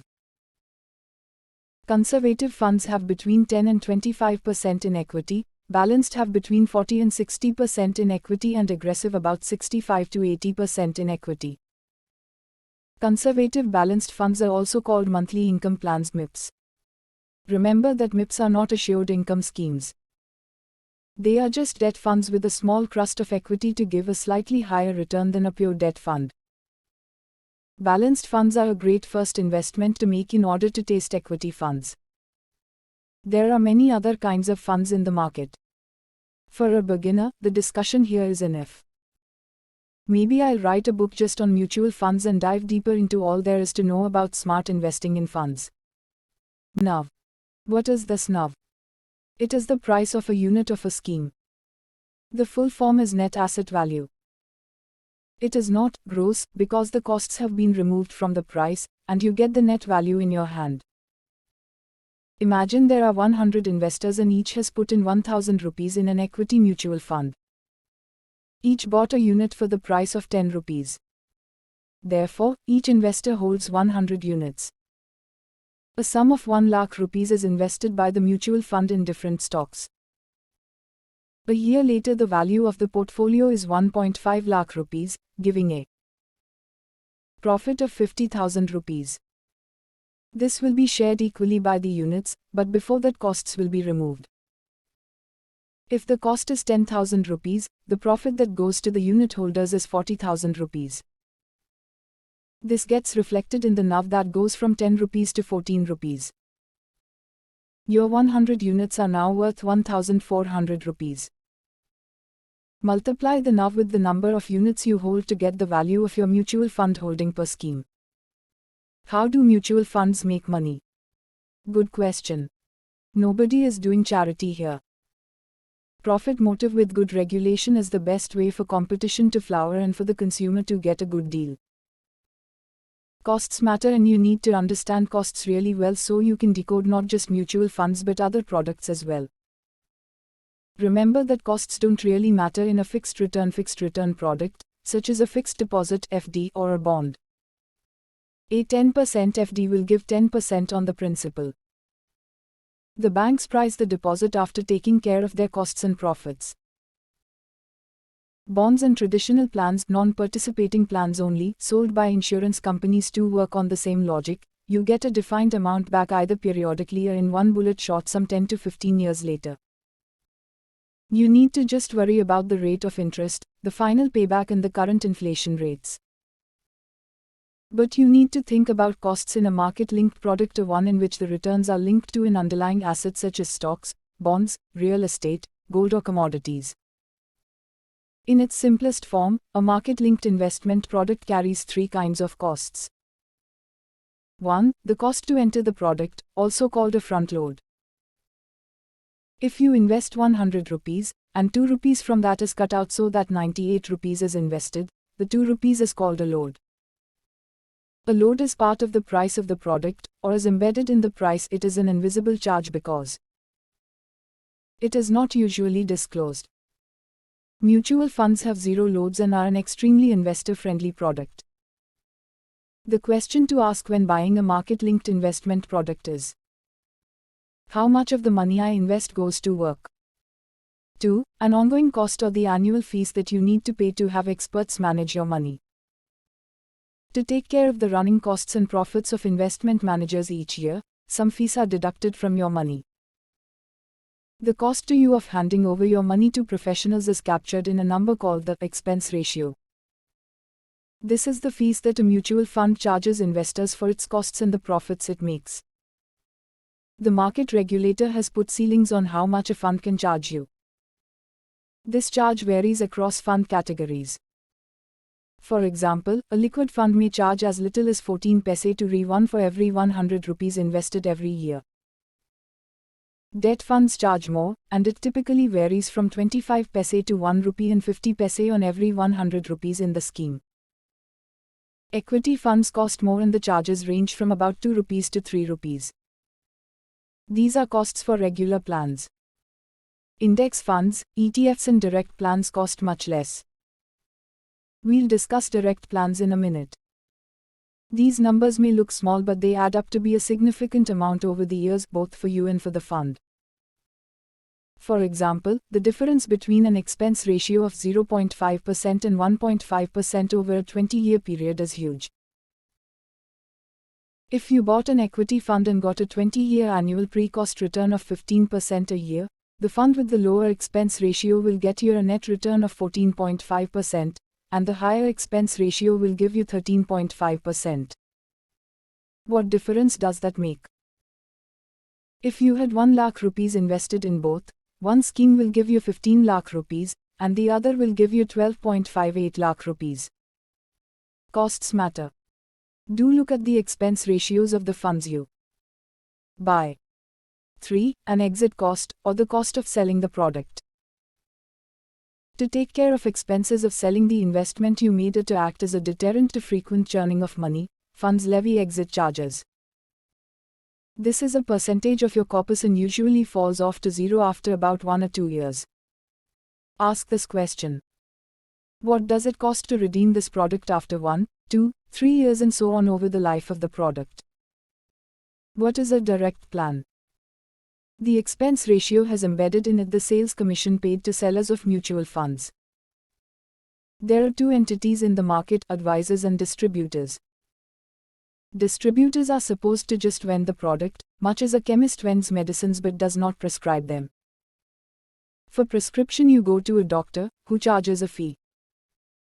In the financial sector, advisors are the doctor's equivalent and are supposed to charge you a fee for their expertise. They are supposed to recommend a direct plan that has a lower cost. Direct plans remove the sales commission embedded in the expense ratio and make the product cheaper for you to buy. If you've understood NAVs and expense ratio, you will know why the NAV of a direct plan will become higher than that of a regular plan. If not, read this part one more time. Do some numbers to get the concept right. SIPs and more. Why is everybody I meet talking about SIPs? What's the school new thing, and should I be SIPing? A SIP is a systematic investment plan. Think of this as a recurring deposit, but instead of putting money in a fixed deposit, you are making periodic investments into a mutual fund. Using the vehicle of an SIP is good for 2 big reasons. 1. We usually earn a fixed amount each month and have a monthly surplus left over after expenses. And SIP is a good way to soak up the savings each month. Some people make a target for saving in an SIP and then spend the rest. They make SIP investments a target rather than a residue. And SIP matches the earning rhythm of most people and is very useful in building the habit of regular investment. 2. And SIP allows you to average out your price as you invest over the year, either monthly or fortnightly or even quarterly. Since nobody can predict the market, making one large lump sum investment leaves us open to the risk of a sudden market crash. Spacing out investments over the year allows our money to buy more when markets are down and less when markets are hot. Do you know that people like us are pumping over 6,500 crore rupees a month, that's 78,000 crore rupees a year, into the equity market through SIPs? And do you know that people like us are the reason Indian markets don't fall when foreign hot money flows out? But remember that SIP is a vehicle and not the goal. You use an SIP to make investments in a mutual fund. You can choose any scheme and build an SIP ladder into it. That fund, you still have to choose either yourself or by hiring a financial advisor. A systematic transfer plan (STP) is a facility that allows you to space out a big investment over time. Remember, we read that investing every month is better than hitting the market with a large lump sum. What if you suddenly got a big bonus or some arrears, or inherited a bunch of money? Instead of investing it all in one go, you can put the money in a liquid fund and set up a monthly or weekly or fortnightly transfer into an equity scheme. Remember that you have to choose a liquid fund of the same fund house whose equity fund you want to buy through an STP. A systematic withdrawal plan (SWP) is a facility to periodically redeem your units to generate an income. Yes, it works like a dividend plan, but in this case the control remains in your hand of how much money you want to take from your fund periodically. The risk in an SWP is of it eating into your corpus. I find an SWP a useful tool for my retired father who is in a conservative balanced fund. I can actually go on about mutual funds. But let's stop here. You have the basic building blocks of making a portfolio using mutual funds, and that is enough for now. We are now getting to the point of actually making decisions for the money box on what to put in it. We are reaching here after doing all the hard work and not falling for a smart sales pitch of your bank manager. Let's fill that money box with all good things. The best way for average households to invest for short, medium and long-term goals, mutual funds have an array of product types. Not just equity, funds invest also in debt and gold. You are doing okay if 1. You understand that you can invest in debt, equity and gold through mutual funds. 2. You understand that managed funds